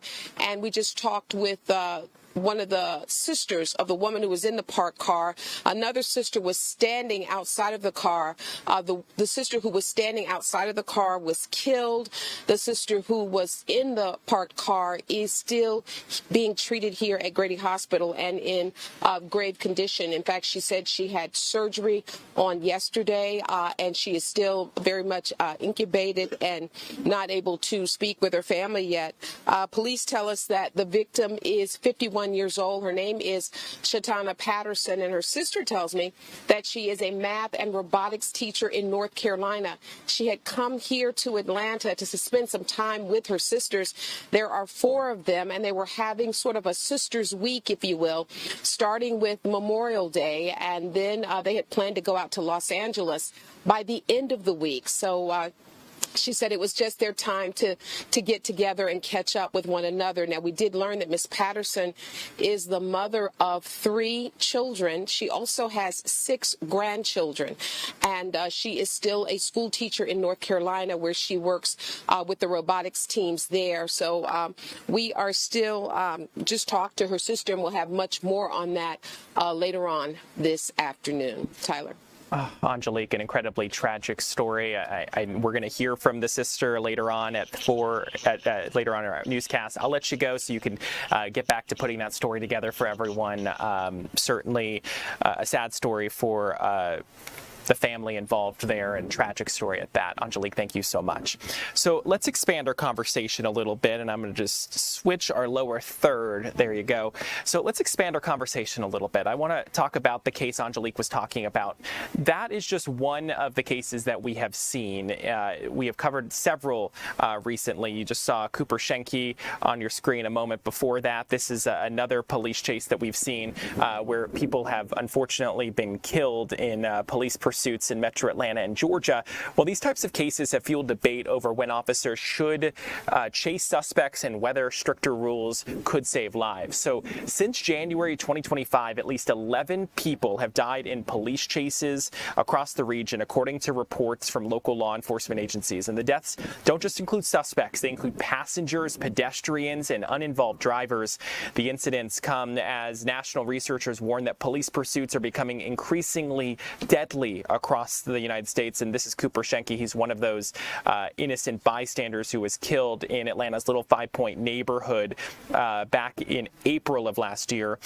Federal data cited in recent studies show roughly one person dies every day in crashes connected to police pursuits. And researchers also found many victims are innocent bystanders like this gentleman here, Cooper, pedestrians or occupants of unrelated vehicles. One of those studies by the American Medical Association's JAMA network examined fatal police pursuits crashes from 2009 through 2023, found police chase deaths increased about 2% annually as a result of these types of chases, and that's after adjusting for population growth and crash frequency. Researchers said fatal crashes were more common at night in urban areas and in southern states. Another study by the University of Manchester focused on New York City found a dramatic increase in pursuits between 2022 and early 2025, corresponding directly with more crashes, while researchers found no credible evidence the additional chases reduced violent crime. The studies are adding momentum to calls for stricter chase policies nationwide. The Police Executive Research Forum, a national police think tank, recommended in 2023 that officers avoid pursuits unless suspects are believed to have committed violent crimes or pose an imminent threat to public safety. And if we can come back full here into our newsroom here, I just want to talk about this. So some of the local cases that we have seen have left innocent drivers or bystanders dead after they were caught in the path of high-speed police pursuits that ended in deadly crashes. So we have a full story on this. My colleague Joyce Lupiani put together on our website, fox5atlanta.com, and of course our free Fox Local app that really dives deep into this topic, especially since we have seen a number of these crashes in recent years, just 11 that we've seen where innocent bystanders were killed during a police pursuit. I've covered this a number of times where we do see folks speaking out saying that they think pursuit policies should change. We've seen some states change their policies. Georgia has not done that, but some cities in our area have decided that they don't want to chase anymore. So if you are looking to dive deeper into the story, into what Angelique was talking about, and just the trend that we have seen in the Metro Atlanta area, we have it for you right now on our free Fox Local app and fox5atlanta.com. So let's talk about some international news, and this one has to do with that shooting near the White House over the weekend. We're learning new information about the president's push for more security near the White House, and the man fatally shot by Secret Service agents after authorities said he opened fire at a White House security checkpoint on Saturday. The 21-year-old Maryland man was previously known to the United States Secret Service and had a history of encounters with law enforcement. This as the Trump administration is once again pushing hard for a security upgrade to the grounds. The Justice Department is citing Saturday's shooting incident in its support of the White House ballroom and underground security facility. In a court filing, the DOJ points to the need for, quote, a singular, vital national security facility that will provide a safe haven from attackers. That is obviously something that we are monitoring and just seeing how that develops with that new ballroom potentially at the White House. And so let's now talk about the war in Iran. The U.S. military has carried out new strikes against Iran, even as talks may be moving forward to end the war. We know that there is supposed to be a cabinet meeting on Wednesday, so to potentially talk about negotiations. Still unresolved what to do about Iran's nuclear program. President Trump says negotiations are, in his words, proceeding nicely, but the details are still scarce. And while the U.S. military says it carried out what were termed as self-defense strikes against Iranian missile launchers and boats laying mines. Secretary of State Marco Rubio said a deal may be close, but there is deep skepticism among even some Republicans. That is another story we are following. Tell you what, if you come back into our studio here on this Tuesday afternoon, we have a lot more to tell you about, but we're going to take a quick break. Fox 5 News Live at 2 continues after this.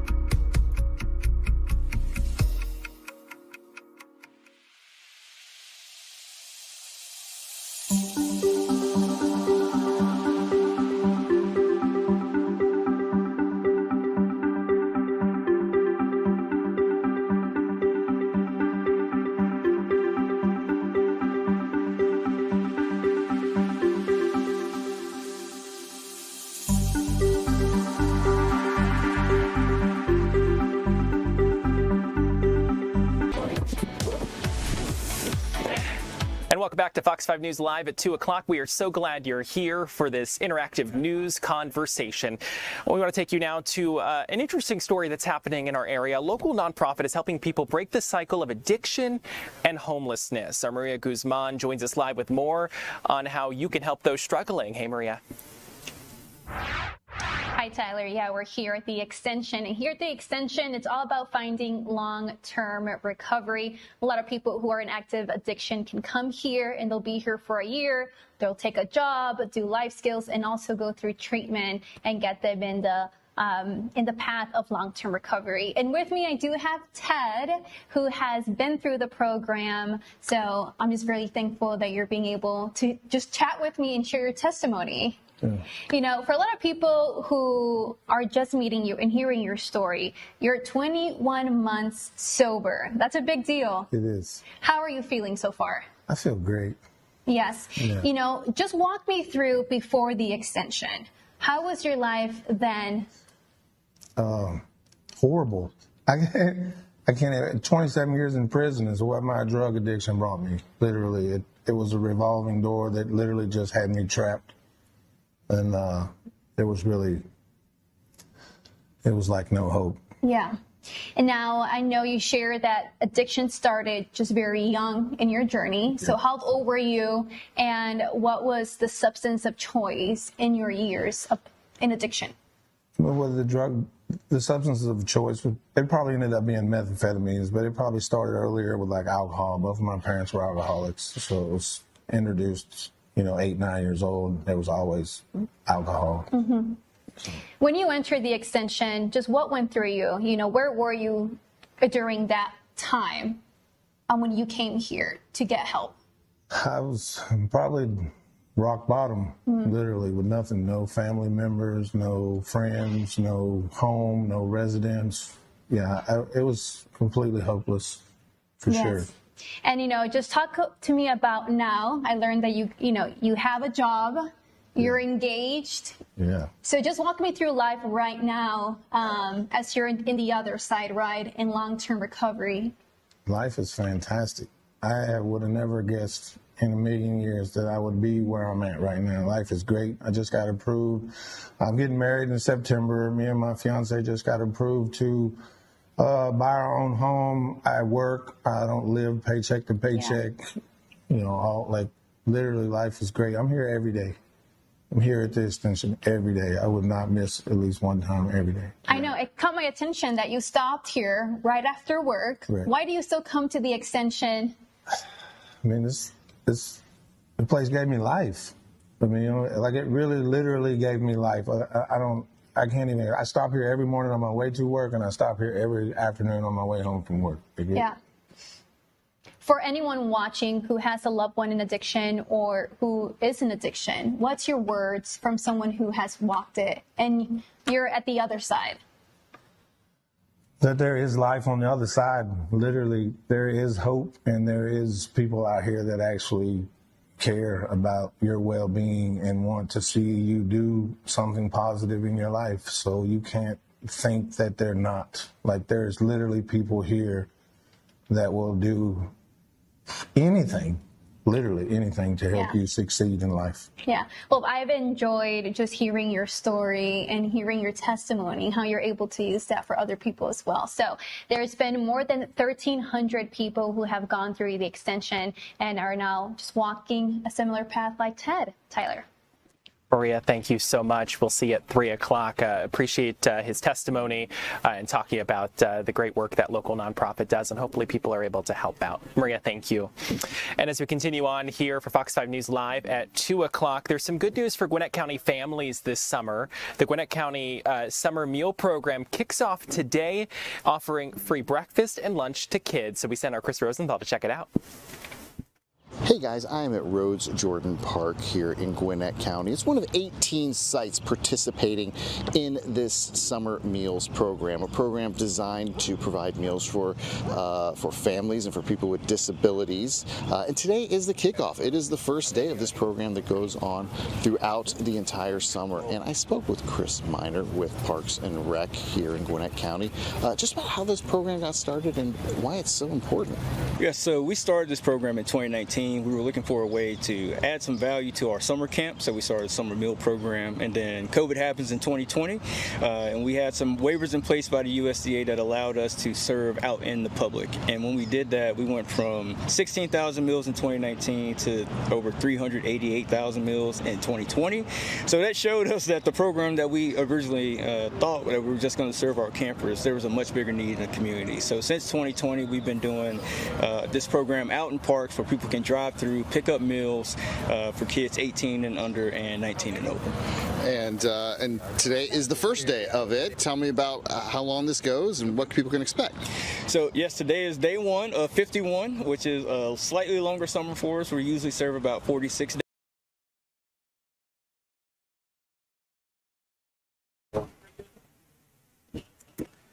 We seem to be experiencing some technical difficulties with that story that Chris Rosenthal was working on about that Gwinnett County Summer Meal Program. It sounds like a great thing that they're doing, being able to offer breakfast and lunch to kids during the summer, especially maybe from families that may not be able to afford it elsewhere.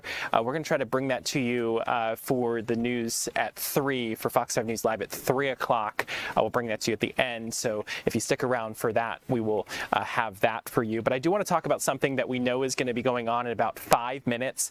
We just actually got handed this news release from the folks over at the Atlanta Police Department. So they're going to be holding an hour-long conversation with the chief of police along with the fire department to talk about their preparation for FIFA. We know that the World Cup is now just a matter of weeks away from having the first of 8 matches here in the city of Atlanta. Atlanta. We're going to have 8 matches. The first one June 15th, the last one July 15th for that semifinal. So obviously public safety is preparing. So we're going to hear from the police department along with the folks over at the City of Atlanta Fire Department.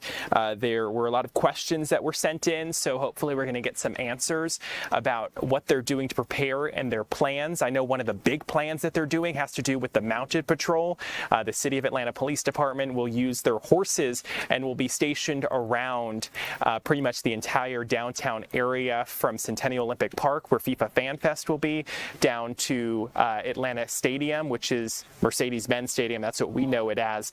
Well, they'll be out and about. And so the reason that they know the mounted patrol is actually a good thing, they actually went and sent team members to other countries, to Europe, and saw that the police departments there utilize their mounted patrols a lot during soccer matches. And so they've been training up with Cobb County along with the folks at the City of Atlanta Police Department to be able to make sure their mounted patrol is ready for anything.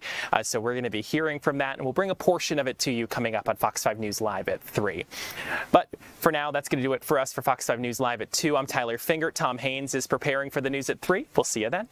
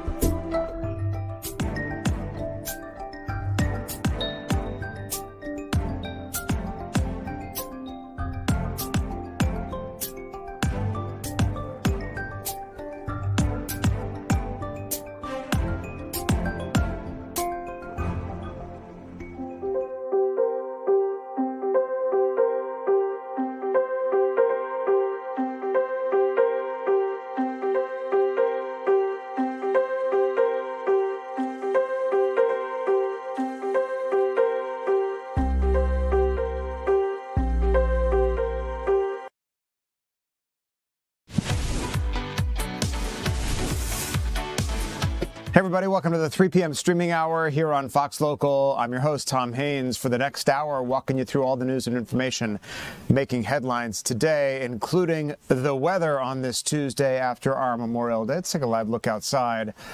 Boy, we've been getting socked in with the rain. These showers and thunderstorms have been passing through the area for the better part of what feels like a week as we take a live look outside over downtown Atlanta, where we got a temporary break in the clouds, but the heat and the humidity lingering. It's knocked out power, too, to about 30 homes in certain areas. Georgia Power crews out there spending some time clearing trees from the road, trying to restore service to some folks. Earlier, another tree came down on East Rock Springs Road in northeast Atlanta, blocking the street there. And before that, a third tree fell, this one on Wells Drive in southwest Atlanta. That tree hit a home, causing some damage damage there. The storms yesterday afternoon on Memorial Day triggered not one, but 2 ground stops at Hartsfield-Jackson International Airport. Service at the airport due to resume to normal for now, but the FAA battling delays one after the other, seemingly. Georgia State troopers out there trying to control the roads as well, as people aren't heeding the warning of wet streets outside and speeding.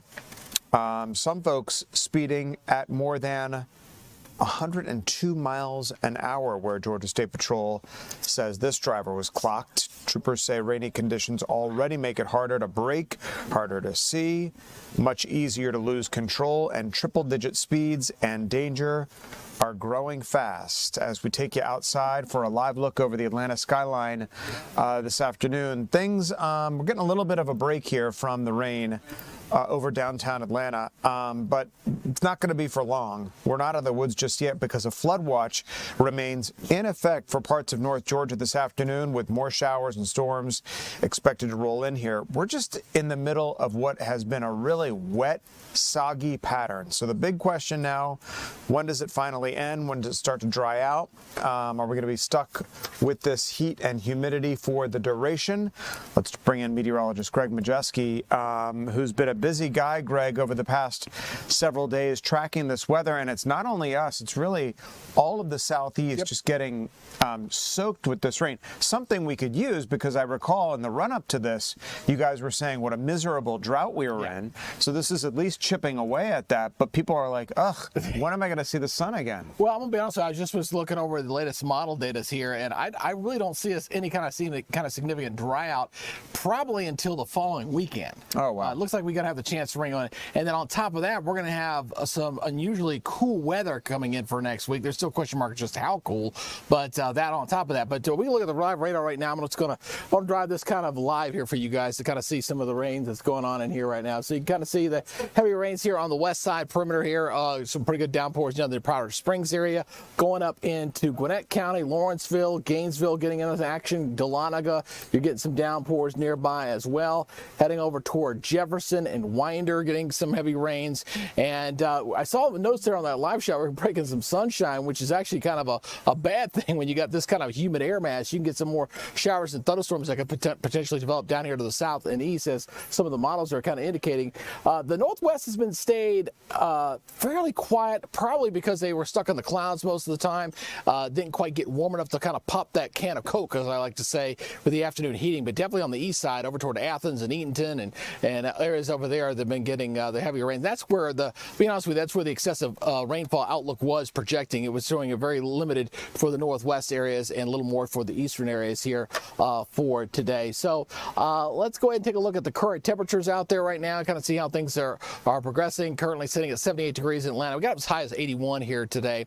Notice Eaton at 88. They've been warmer over there. 87 in Athens. They've greater instability, thus the showers and thunderstorms are popping easier over there. It's been a little bit slow to warm up on the west side, although they're starting to recover a little bit now at 80 degrees in Carrollton and Rome. But we're going to stay in an unsettled weather pattern, folks, here for the next week. I just don't see us clearing out completely. I can't take the chance of rain out any day over the next 7 days. That's how it's looking here across the area. So again, we get a little bit of a break tomorrow. That Thursday rainfall chance might have to seek that back up again, but a little bit less tomorrow, a little more spotty. Then we come back up for Friday and Saturday and into Sunday, and then Monday, Tuesday, kind of holding around the 50% range. I just don't see it clearing out here until maybe Thursday and Friday of the following week. We're going to stay unsettled here for a little bit of a while. Now, here's what we're talking about there, talking about the drought being a big story. This will be updated on Thursday. It'll be interesting to see how much this gets chipped away. The drought has been in place, it's been building since last fall. Okay, it doesn't happen overnight. It progressively gets worse. It takes into account several factors: soil moisture, depth of the soil moisture, lake levels. Takes a look at how far below normal are you on the rainfall total. So it's got all these different parameters in here so that when you do get a rain event, it doesn't instantly change this map. But with that being said, we've had sustained, widespread, different rains here for over a week. It's going to make a change to this map. So if we continue to hold this pattern here going into June, we're going to take some major steps to back this off to maybe where we're not getting that extreme drought like we have a lot of North Georgia. South Georgia's got exceptional drought, and they're going to get a lot of rain rain too, the way it's looking right now. In fact, South Georgia, I was looking at the rainfall totals on one of the European models coming in, was putting out like 8 to 10 inches of rain down that way. That would be a real. That's over the next week. That would be over the next week. Yeah, quite a bit down that way. So again, we're looking at storms here throughout this afternoon. It settles down at night as it typically does. Seeing a few scattered storms here, showing here in the morning here on the Barron model here, and then just kind of quiet there in the afternoon here. So not showing much. And then we got more coming in on Thursday. So we'll see how this kind of works on out. But today, again, scattered storms will cool down things off here this evening. The storms will settle down once the sun sets. You know the drill. Same old song there. And then the next 7 days, again, high rain chance here straight through the weekend, and the temperature stepping downward here. And I'm serious. There's some of the models toward the end of next week. We're kicking like 60s for highs. I mean, really unusually cool. Does that mean 60s and drier? In other words, we're going to snap out of the humidity? Oh, yeah, the humidity will come down with it. You're not going to get above, it's going to be, it looks like it's drier, and lows maybe getting down in the 50s and maybe some 40s in the mountains, maybe. So that's long range. That's toward the end of next week. So this rain, though, it's really unpredictable. It's not like one of those rainy days where you know it's going to rain the entire day. It could kind of kick up anywhere, anytime. We know the time frame traditionally. You know, once you get past 12, again, this is a very tropical air mass. We've had a very southerly flow coming in out of the Gulf, so it's very buoyant. It doesn't take much to give it a kick and get the clouds to rise and get showers and storms. Typically right after 12 o'clock, you get peak heating, and then it just stays that instability kind of lingers into the early evening hours. And the atmosphere settles down, and then we start all over again tomorrow. But it looks like tomorrow not quite as robust as today. Should step back a little bit tomorrow. And I'm looking at Saturday and Sunday. Just the weekend's going to be another wet one. Wet. I thought just like last weekend. I thought it was going to step back. It's looking wet again. Looking at the new model data coming in this afternoon. So, but you're saying down the road, after we get past next weekend, things should start cleaning up a little bit. It looks like right now, as on both the GFS and the American and the European model are showing toward the end of next week. We're talking Thursday, Friday, Saturday into the following weekend before we kind of see things dry out. But the rain gods answered your prayers. You were looking for like a tropical system to come in and park itself for like a week. We got a tropical air mass that has parked itself across the southeast, and it's definitely sat there. And so it's going to be really interesting to see what that drought report says on Thursday. I'm looking forward to see. I think you may not see as big a change on this first one. It'll be the next one where you'll see the big change, I think. All right, on our drier, cooler week. And then the drier, cooler week coming after that. Thanks, Greg. You're welcome so much. As we continue here, want to talk to you about always being prepared for the weather outside. Did you know your location could have the potential to have an impact on what you encounter? New research shedding light on how cities can alter rainfall depending on the type of storm headed your way. So what do I mean by this? Well, experts hope that the data can help urban regions nationwide improve how they handle heavy rainfall and flooding. New research from scientists at Texas A&M University reveals multiple factors in cities can have various impacts on different types of storms, with some urban areas helping to strengthen or weaken certain weather systems. So in Texas, Dr. John Nielsen Gammon and his team reviewed data for more than 40,000 warm season storms between all the way back in 1995 and 2017. Take a listen to what researchers had to say. Skyscrapers in the middle of some, but more importantly, the buildings and such provide additional roughness on the ground surface, so that slows down the air, can force it to ascend or move around cities. That's one mechanism by which cities can affect rainfall. Another is the temperature difference between urban and rural areas. Cities are typically warmer. We call this the urban heat island, and so that could potentially lead to greater instability for convection over cities than over the surrounding country. We found sort of different behaviors depending on the type of storm. Again, their research found that some urban areas, like cities, help strengthen or weaken certain weather systems. Well, after days of heavy rain across North Georgia, environmental groups say that the Chattahoochee River is still recovering from a massive fish kill that stretched 4 miles. Investigators say that the same storm system that brought flooding and runoff to the metro Atlanta area may have also played a role in the environmental disaster. Along the Chattahoochee River, the aftermath of the massive fish kill is still hard to miss. and really upsetting when you see it. The Chattahoochee River Keepers says that the conditions are starting to improve, but days of heavy rain and storm runoff likely helped create the problem in the first place. Environmental groups say that all of the recent rain washed extra pollution and organic material into the river, while warm temperatures and low oxygen levels created a dangerous combination for the aquatic life. People walking along the river over the holiday weekend reported seeing dead fish floating in the water across a stretch of at least 20 miles. A high-speed pursuit in Fulton County ended in a deadly gas station crash Monday afternoon, leaving one person dead and 3 others seriously injured. Take a look at the video into the Fox 5 Atlanta newsroom here. State troopers say that the chase began on I-20 West when a driver speeding at 90 miles an hour fled from a traffic stop. Investigators say that the suspect was out of Marietta, lost control on the Hill Street exit ramp, and then crashed into the gas station parking lot. The impact killed 51-year-old Shantana Patterson, who was standing by a parked car. The man driving the car now faces vehicular homicide charges while the investigation continues. This is the most important recent wave of traffic accidents that we've covered, where somebody died in a police-related pursuit.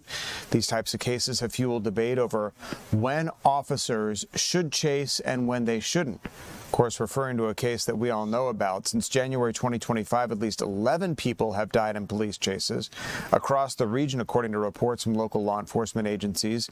The deaths include both suspects, passengers, pedestrians, and uninvolved drivers. These incidents come as national researchers warn that police pursuits are becoming increasingly deadly across the United States. The incidents come as federal data also cites recent studies which show roughly 1 person dies every day in crashes connected to police pursuits. Researchers also found many victims are innocent bystanders, pedestrians, or occupants of unrelated vehicles. One of those studies, by the American Medical Association's JAMA network, examined fatal pursuits from 2009 through 2023, and it found police chase deaths increased about 2% annually nationwide after adjusting for population growth and crash frequency. Researchers said that fatal crashes were more common at night in urban areas and in southern states. Some of the local cases we've covered have left innocent drivers or bystanders dead after they were caught in the path of high-speed pursuits that ended in deadly crashes. My colleague Joyce Lupiani put together an in-depth story about this that we covered. We have it for you on our website. Just check it out at fox5atlanta.com. Well, another member of the Chrisley family is in trouble with the law. It's something that we've been talking about online, something you guys have been, has drawn your attention. And we're talking about Lindsay Chrisley, the daughter of Chrisley Knows Best stars, Todd and Julie Chrisley. She was arrested in Cherokee County on DUI and reckless driving charges. According to the Cherokee County Sheriff's Office, Chrisley was taken into custody Sunday. Authorities say the charges include DUI, attempting to elude, improper passing, reckless driving, and speeding. Officials say that she was released the same day after posting a bond of just under $6,000. Chrisley later told TMZ that she plans to fight the charges, saying that she was trying to pass a vehicle on a 2-lane road when that incident allegedly happened. Lindsay Chrisley is the oldest daughter of Todd and Julie Chrisley, who rose to fame on the reality show Chrisley Knows Best. The family has faced years of legal troubles, including the fraud and tax evasion case that sent Todd and Julie Chrisley to prison before they received a presidential pardon last year. Police in Cobb County, meantime, are warning parents after they say a man tried to lure a 10-year-old boy into a truck outside of a Smyrna apartment complex. Investigators say the suspect is now behind bars facing kidnapping charges. Police say it happened earlier this month at an apartment complex on Springbrook Trail. That's where they say a 69-year-old tried to entice the child using ice cups before physically pushing him in an attempt to shove him inside a work truck. If they feel that they're being approached by an individual who is not having their best interests in mind, they need to immediately go to a trusted, responsible adult to report that. According to the arrest warrant, the boy was able, thankfully, to break free and run to safety. Coming up, if you've filled up at the pump over the past, well, several weeks, even over a month now, you know gas prices are really high out there. Question is, why exactly is that, and how long are these high gas prices going to last? We're live with somebody from GasBuddy.com to tell us all about it when we come back.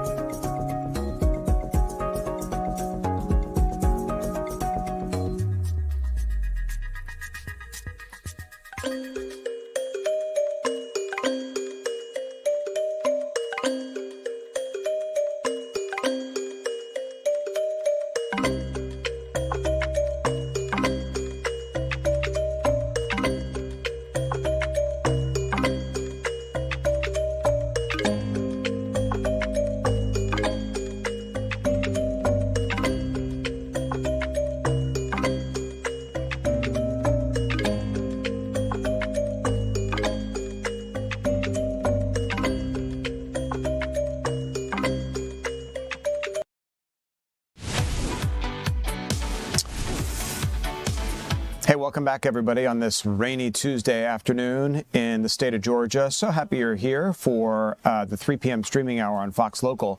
I'm Tom Haynes, your host, live at the Fox 5 Atlanta newsroom. Appreciate you streaming with us. If you're on our Fox Local mobile app or on one of your live channels at home watching on TV, we welcome you as well, or our social media sites at Fox 5 Atlanta, or on the radio. We're also on 107.9 HD2 FM.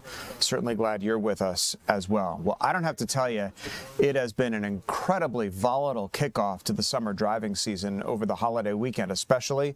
American drivers facing some of the highest Memorial Day gas prices in 4 years, with the national average spiking past $4.50 a gallon. Here now to break it all down for us, where the market's headed next and how long consumers are going to be stuck with high gas prices. Patrick DeCon from Gas Buddy. Patrick, you know, it's tough on the wallet seeing the price of your fill up at $70, $80, sometimes $90. Some people having to fill up every week, more than that. We know that there's a situation globally, geopolitically, over in Iran with the Strait of Hormuz interrupting global oil supply. We have our own oil supply here in the United States, I should say. So how do you reconcile the two, and how long do you foresee gas prices staying so high? Well, I'll start with the latter part, is that I would expect it to stay high until the Strait of Hormuz reopens. And while we have a lot of our own oil, we're still very much dependent on oil from Canada and Mexico. And many countries are reliant on our country for the refined products that they get. It's a very global economy.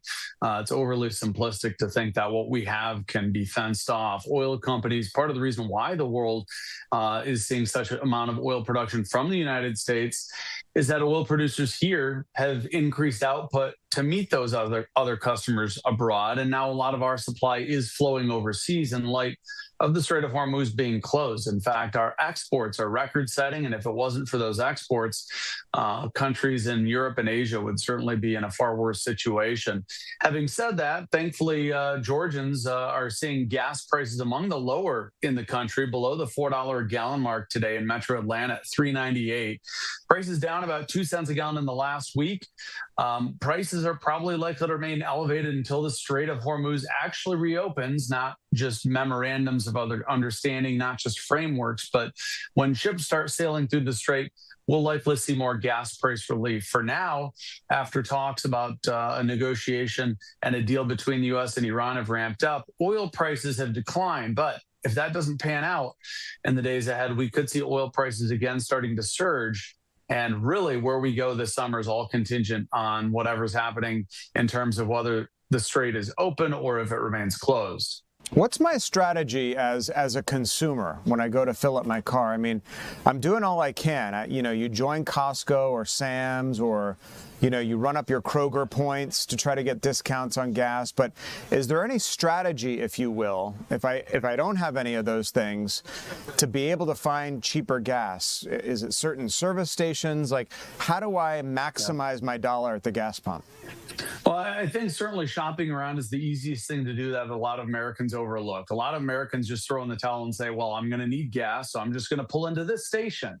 Well, only maybe 1 in 100 times you're going to pull into the exact station that is the lowest. So I always use gas apps, whether it's Gas Buddy or Google Maps or Waze or apps from the convenience stores themselves. Always look for prices. Always try to manage how you're driving. People don't know that if you drive more economical, that is less aggressive.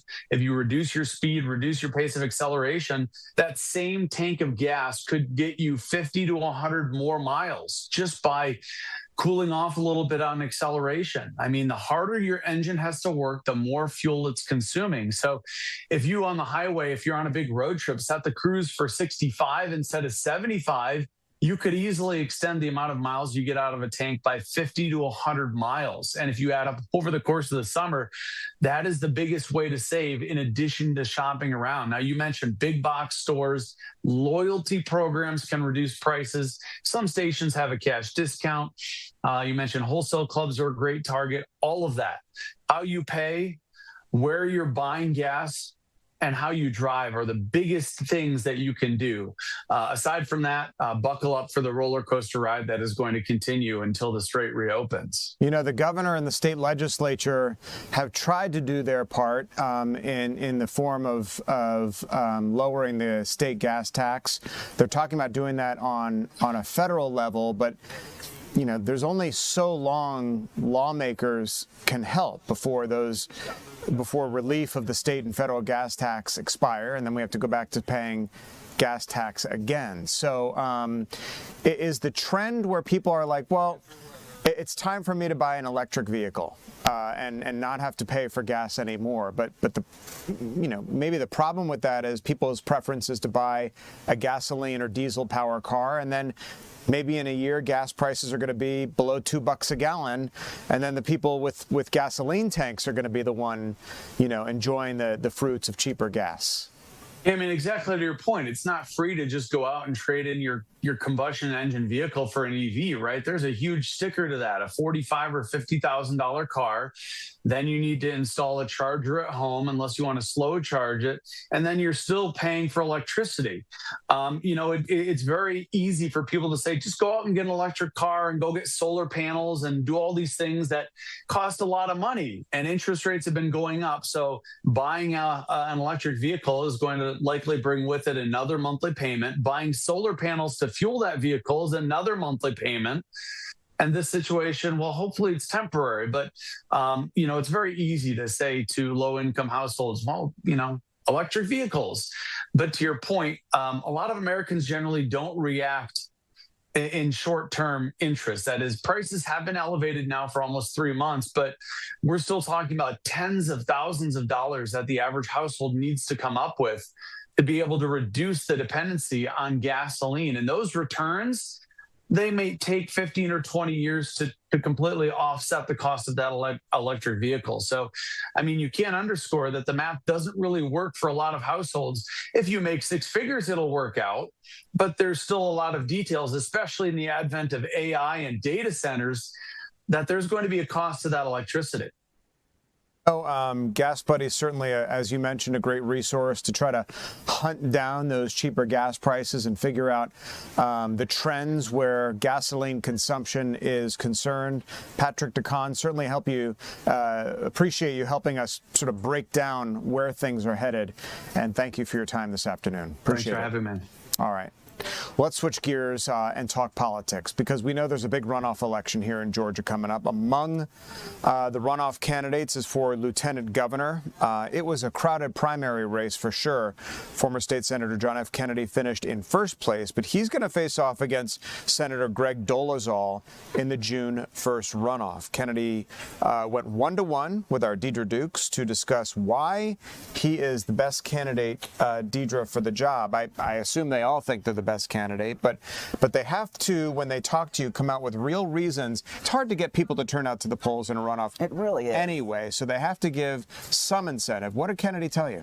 Well, we really had some time to really talk about his past experience. As you said, he did serve in the Senate for several years. For a period, he served as president pro tem before resigning to run for lieutenant governor. And so I really had the opportunity to speak with him one-on-one today. He said he's highly pleased and grateful to Georgia voters, first off, for giving him the first place finish in that primary race. He attributes his success to a three-pronged message that he says is actively hitting home for voters. He told me it's keep Georgia growing, keep Georgia learning, and keep Georgia safe. Now, Kennedy identifies financial pressure and affordability. He said he heard a lot about that on the campaign trail as the biggest daily challenges currently facing Georgia families. And he told me that his history of helping guide the state legislature to really balance budgets and build savings reserves and return taxpayer dollars, which many of us here in Georgia are seeing with these tax rebates, that's really proof that he can address the cost of living without over-promising and under-delivering. And so I asked him, as he is facing State Senator Greg Dolezal in the runoff, what makes him the candidate that Georgians should get behind ahead of the November election, when whoever wins the runoff will face Keisha Lance Bottoms in the November election. I think it's a couple of things. I think, number one, it's very telling to look at who has a proven track record of getting conservative legislation passed and having done so in a way with integrity, in a way that people trust. And I think, number two, I've had the privilege of serving and being elected by not only my Republican colleagues, but the entire Senate chamber to be entrusted to the highest office in the Georgia Senate. I served for 3 years as the president pro tem and was elected unanimously. I think those are pretty good markers. The old saying of folks that you work, pray, and play with sort of know you best, like the time when you spend time with family. And I think that is a good reflection on me and our candidacy when the people that know us best, that work with us at the Capitol, chose me to lead the chamber in that way. That's not only an experience level, but it's also a level of trust that's been placed in me over the past few years that really does, it's a distinction between me and my opponent. Talking to all these candidates. And we are talking to all of these candidates. Really, we do want to stress that, because I know we sometimes are a little all over the board, and a lot depends on when these candidates are available to talk to us. We've talked to some of the gubernatorial candidates on the Democrat and Senate side. I am speaking with Lieutenant Governor candidate Greg Dolezal on Thursday, and of course we also are reaching out, and at some point we'll speak with the candidates for Lieutenant Governor on the Democratic side, and that would be State Senator Josh McLaurin, and he is in a runoff with former State Senator Nabila Parks, and of course that runoff is set for June 16th. Both in the State House, state senators, I'm reading Dolezal and Kennedy. You hang out at the state capitol all the time, so these guys come to the job with similar bona fides, if you will. Just like we were talking about, extraordinarily hard, and I'm guessing ad spending is going to be part part of that to get voters' attention, especially from two of the same party. And you're not talking about a gubernatorial race where you have the attention, say, perhaps of the president, or a Senate race where, you know, a presidential endorsement may be in the offing as well. These two guys have to fight it out amongst themselves to see out who can come out on top in just, a couple of weeks now when this goes to a runoff. Right, and especially when you consider that this year we're looking at a very high-profile Senate race, also looking at the gubernatorial race, and so you're right, once you start getting down the ballot, even though it's a lieutenant governor's race, that's very, very important. Correct. You are starting to see less attention, perhaps, when you've got such big names and high-stakes races at the top. But I will say this is one race where we are really hearing a lot about the issues. I know some of the other campaigns have gotten very negative, so sometimes the issues get lost and all that. But this is one race where so far we have seen the candidates really stick to the issues at hand. All right, Deidre, we know how closely you're going to be watching this. Appreciate it. We'll look forward to hearing from Dolezal on Thursday. All right. All right, Deidre, thanks. Bye. Want to take live pictures now of an event that's taking place. Something else that is headed our way in not too long is FIFA World Cup. Geez, can you believe it? It's like 3 weeks away now, where the world will converge on the city of Atlanta and many other cities, for that matter, across the United States. Security is going to be job one, not only for state and local officials, but for federal officials as well, who will swarm our city in order to keep not only our visitors safe, but the venues safe, and the locals who are planning to head down to what will be known as Atlanta Stadium to watch all the festivities. So let's dip into this news conference from Atlanta Police and listen real quick. Equipment, but they also have upgraded some of their towers. But they also are prepared to bring additional equipment inside the city if needed to make sure that their customers are not impacted by the amount of participants that be in the space. So they've been here, they've been running many tests, so we know we have their commitment to make sure that their customers will not be impacted. Thank you. The next section that we will discuss is training, and this question is for Major Mitchell. What specialized training have officers completed ahead of the World Cup, including crowd control, counterterrorism, rapid response, and preparing to interact with large international crowds that may have different expectations of policing? As it relates to expectations of policing, I think that, you know, all citizens, all guests, they expect their police department to treat them with dignity and respect. One of the things that we do with all of our recruits and officers, we teach them ethics and professionalism, cultural diversity, effective communication, as well as de-escalation. So those are some of the classes that we teach all of our staff. As it relates to FIFA, we've done a lot of training with our partners at the new Atlanta Public Safety Training Center, civil disturbance training to prepare for any protests or riots if they should occur. Bicycle response training, so you'll see a lot of officers on bikes during FIFA. Also, you'll see officers on utility vehicles. So we've conducted a lot of training as it relates to that, as well as counterterrorism training. We've had bomb training and several other hosts of classes that we've had at the academy with our federal, our local, and regional partners. All right, Atlanta Police holding a news conference, dipped in at a great time to hear about some of the training that Atlanta Police are going through in order to prepare for the extraordinary amount of people who are going to be in the downtown Atlanta area, all converging here to be part of FIFA World Cup, something that's going to be a very, very exciting event. But imagine just the work and preparation that's going in for Atlanta Police, our state police, and federal authorities. They're all working hand in hand, and the resources they're putting in to make this a secure, safe, and fun event for those who are coming to enjoy the FIFA World Cup games here in the city of Atlanta. Wanted to dip into that for a second and give you some perspective on how they are preparing. When we continue, we got some disturbing online video of a staff member at Carver Early College facing some very, very serious allegations. Going to check in with our Annie Mapp here live when we continue.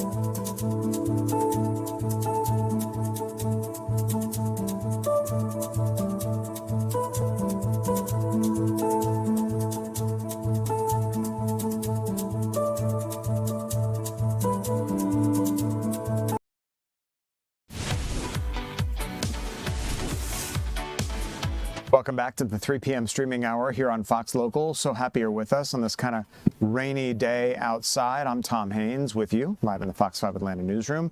Want to head to Sonoy, we'll do that in just a second. First, we want to head to our Annie Mapp, who's live outside Carver Early College with some disturbing video, Annie, which went online showing a staff member there allegedly choking a student a couple of weeks ago. What kind of consequences is that employee facing?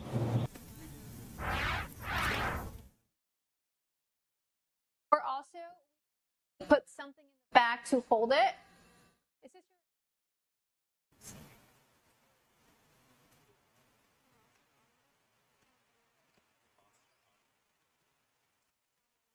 All right, Annie, we don't have your audio right now. Must have lost it when we were coming to you. Want to check real quick? I think we got you now.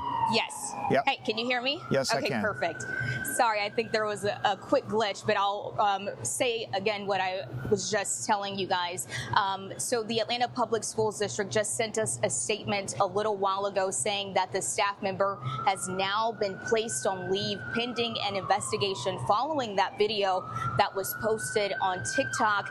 I spoke to that student and that student's mother today. She says she filed a police report early this morning with the Atlanta Public Schools Police and says she wants that male staff member to face consequences for allegedly putting his hands on her son. Her son is 14-year-old Marquise Harris. Again, he is a student at Carver Early College, which again is a part of the Atlanta Public Schools District. He's a freshman there. He tells me the incident happened nearly 2 weeks ago as he was in a verbal argument with another student. We are only showing still images of the video as it was taken by another minor in the class. We also aren't showing the staff member's face as he's not currently facing any charges. However, the video shows a staff member walking into the class and putting his hands over Harris's neck. The student is seen attempting to push the unidentified staff member's hands back, and seconds later, that same staff member is heard on video asking another student, quote,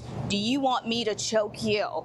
Macion Thomas is Harris's mom. She says the school called her last week asking if her son could give a statement about an incident that happened at school, but she didn't know her son was choked until she saw the video posted on social media. Take a listen at what she told us earlier today. You're not going to get away with this.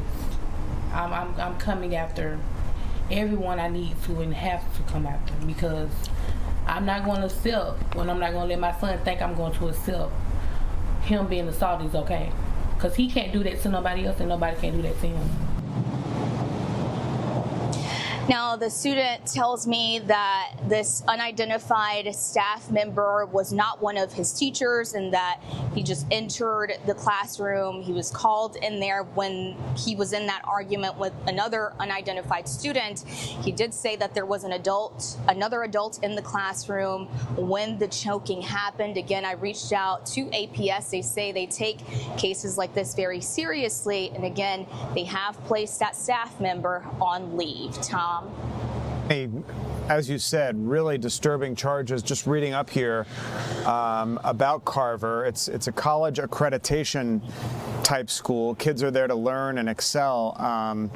You can understand the mother's frustration there, saying that she's not only going to get to the bottom of what happened, but people are going to face some consequences. Did she tell you any more about what she knows about this incident and how her child might have come into contact with this instructor? Yes. So after speaking with Marquise, he says he was in a verbal altercation with another student. It sounds like the teacher and the class that he was in, called another staff member in for assistance. It was this unidentified male that we saw in the video, in this case, the still images, and he comes into the class. I did watch the video, Tom, and he approaches the student, and sure enough, he puts his hands around Marquise's neck.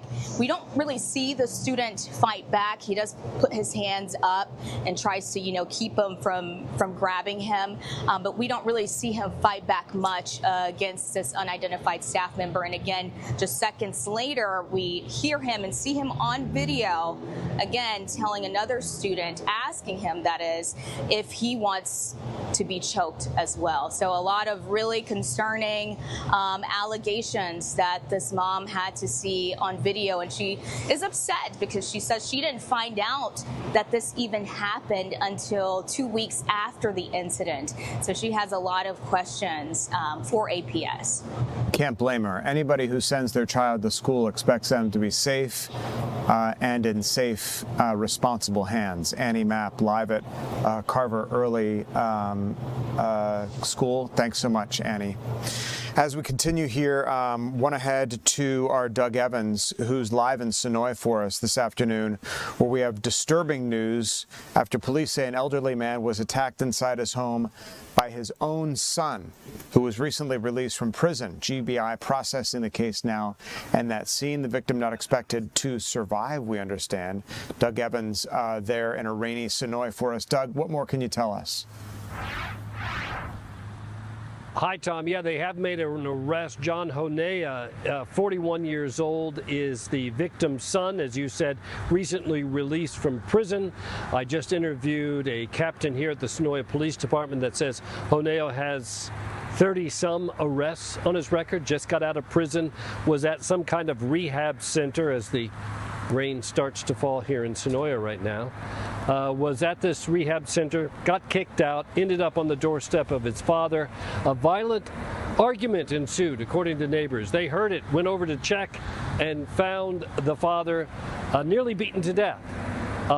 We do have some sound from the Sonoya Police Department. I'm not sure if it's ready to be heard yet back there at the station at Fox 5, so Tom, just let me know the status of that.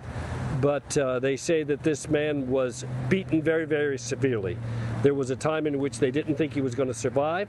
They do think he will survive now. In fact, they were able to talk to him just this morning and get some information. And the son, now under arrest here and charged with his father's beating. Just the details are so upsetting, Doug. Mercifully for you, we don't have the sound, but we do want to hear it, and we know you'll have more coming up here on Fox 5 News at 4, 5, and 6 in the rain for us this afternoon in Sonoy. Doug Evans. Doug, thanks. Want to take you back to that news conference from Atlanta Police on preparations in advance of the World Cup. It doesn't feel like it's right around the corner, but boy, it sure is. And Atlanta Police, state and federal authorities have been working their butts off to prepare to keep everyone safe. Let's listen in. What we're going to do is manage the situation on the front end. We're going to meet with the bar owners and the off-duty officers, the coordinators specifically, to make sure they understand our expectations. As Chief stated earlier, there's going to be hundreds of officers from other jurisdictions handling the FIFA detail itself. That's going to allow my officers to respond to your 911 calls for service. And I think I can speak for everyone at the table. We all work long hours, and this is going to be no exception. So with that being said, the captain and I, we're dedicated to having staggered shifts. That way there's always a command presence in Zone 5. Thank you. These next questions will be for Major Knight and Lieutenant Burrell. During the World Cup, how will APD address unauthorized pop-up parking operations through increased patrols and enforcement? And what should drivers do to avoid scams or respond if they unknowingly park in an illegal lot or have their vehicle towed? So our zone commanders are intimately familiar with our illegal parking locations, the commonly used ones, as well as our legitimate ones, in addition to knowing who the scammers are versus the legitimate business owners, etc. That being said, we proactively, on a weekly basis, throughout the year, have details that proactively look for these individuals to address those issues and cite them accordingly, as well as taking them into custody if that is needed. My recommendation for those that are parking in the downtown space, be very aware of your surroundings. Do not pay anyone that you see in a high visibility vest standing in the roadway, for instance, flagging people down. That is not appropriate. Also, look for signs. If the sign says it's legal to park there, don't pay to do so. If you're parking on the side of the street and it is free to park, then do so. Look for signs in parking lots. Legitimate lots have signage. Illegitimate ones don't. Don't park on grass. A lot of times the illegitimate parking companies will ask someone in the neighborhood if they can park cars on their lawn. To be very clear, in order to do any business in the city, selling any service or item, you have to have a permit. And those individuals that choose to allow people to park on their grass must also have a permit. So there's rules that everyone has to adhere to, but it takes the responsibility of law enforcement, citizens, and those visiting our city to just be very clear about what's going on and look around for signs that it is okay to do so. I strongly encourage people to use our rideshare services as well as our public transportation because that is going to be the easiest way, quite frankly, to maneuver the city, given the number of people we'll have visiting. And like everyone has said, we've done this before. We've had a lot of large-scale events around Mercedes-Benz Stadium, State Farm. So when it comes to parking, we've partnered with the Atlanta Department of Transportation, who actually issues the temporary use parking lot. So our officers and our commanders, they know what those permits look like. Those who are operating the temporary use parking lot should have that permit. If they're not, they're operating illegally. So the best way, like Major said, to really go around the traffic woes is to, if you come into Midtown or downtown or anywhere in the city to celebrate, is just use public transportation or rideshare. Lieutenant Burrell and Major Knight, another question for you all. Just 3 questions left. How will APD handle illegal vendors during the FIFA World Cup?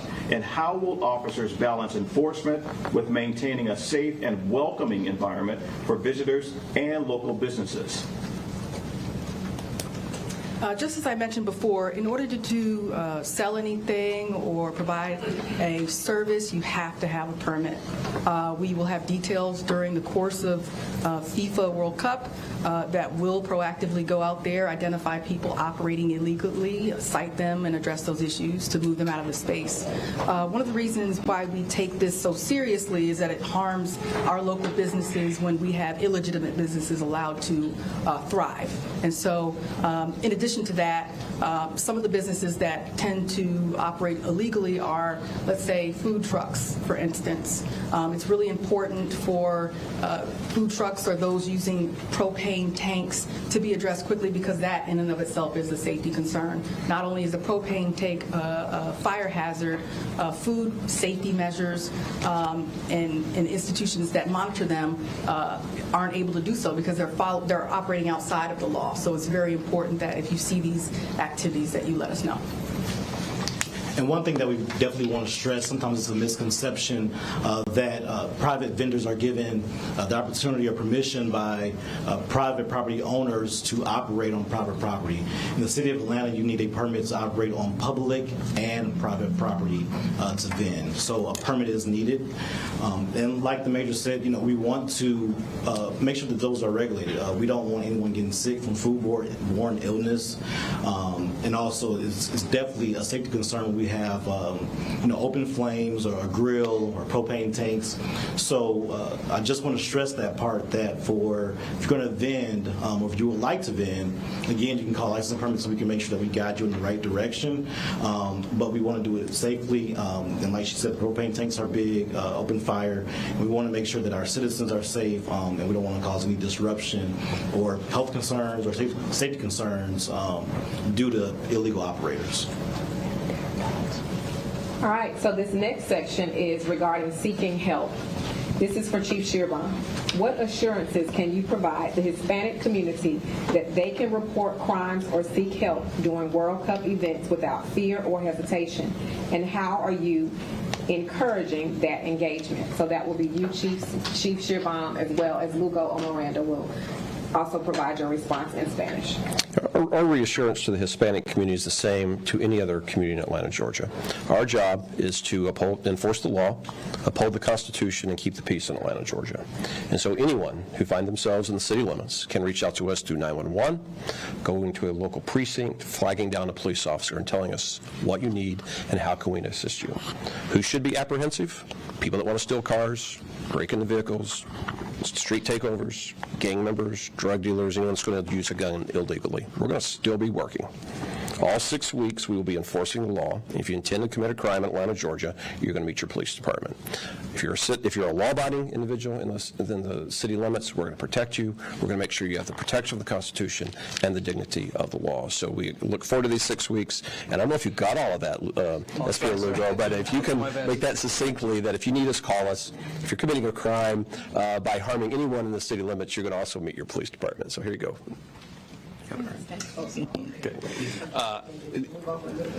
Para nuestros visitantes que son de comunidades hispanas, no tengan temor en notificar a la policía si son víctimas de. All right, the answer in Spanish now to a question about the Hispanic community as it relates to the World Cup. The question was, can members of the Hispanic community feel safe calling 911 if something's going on without fear for their own safety? And Shearbaum answered the question appropriately, saying, it doesn't matter who you are, we're here to protect everybody. As long as you're a law-abiding citizen, we're here to protect you. If you're not a law-abiding citizen and you violate the Constitution in any way, if you're out on the street causing trouble in any way, you're going to meet the full force of the Atlanta police for the 6-week period that the World Cup is here in town. So Atlanta police doing every single thing they can to keep our city and our streets safe during this very high-profile event, which is set to arrive here in the next few weeks.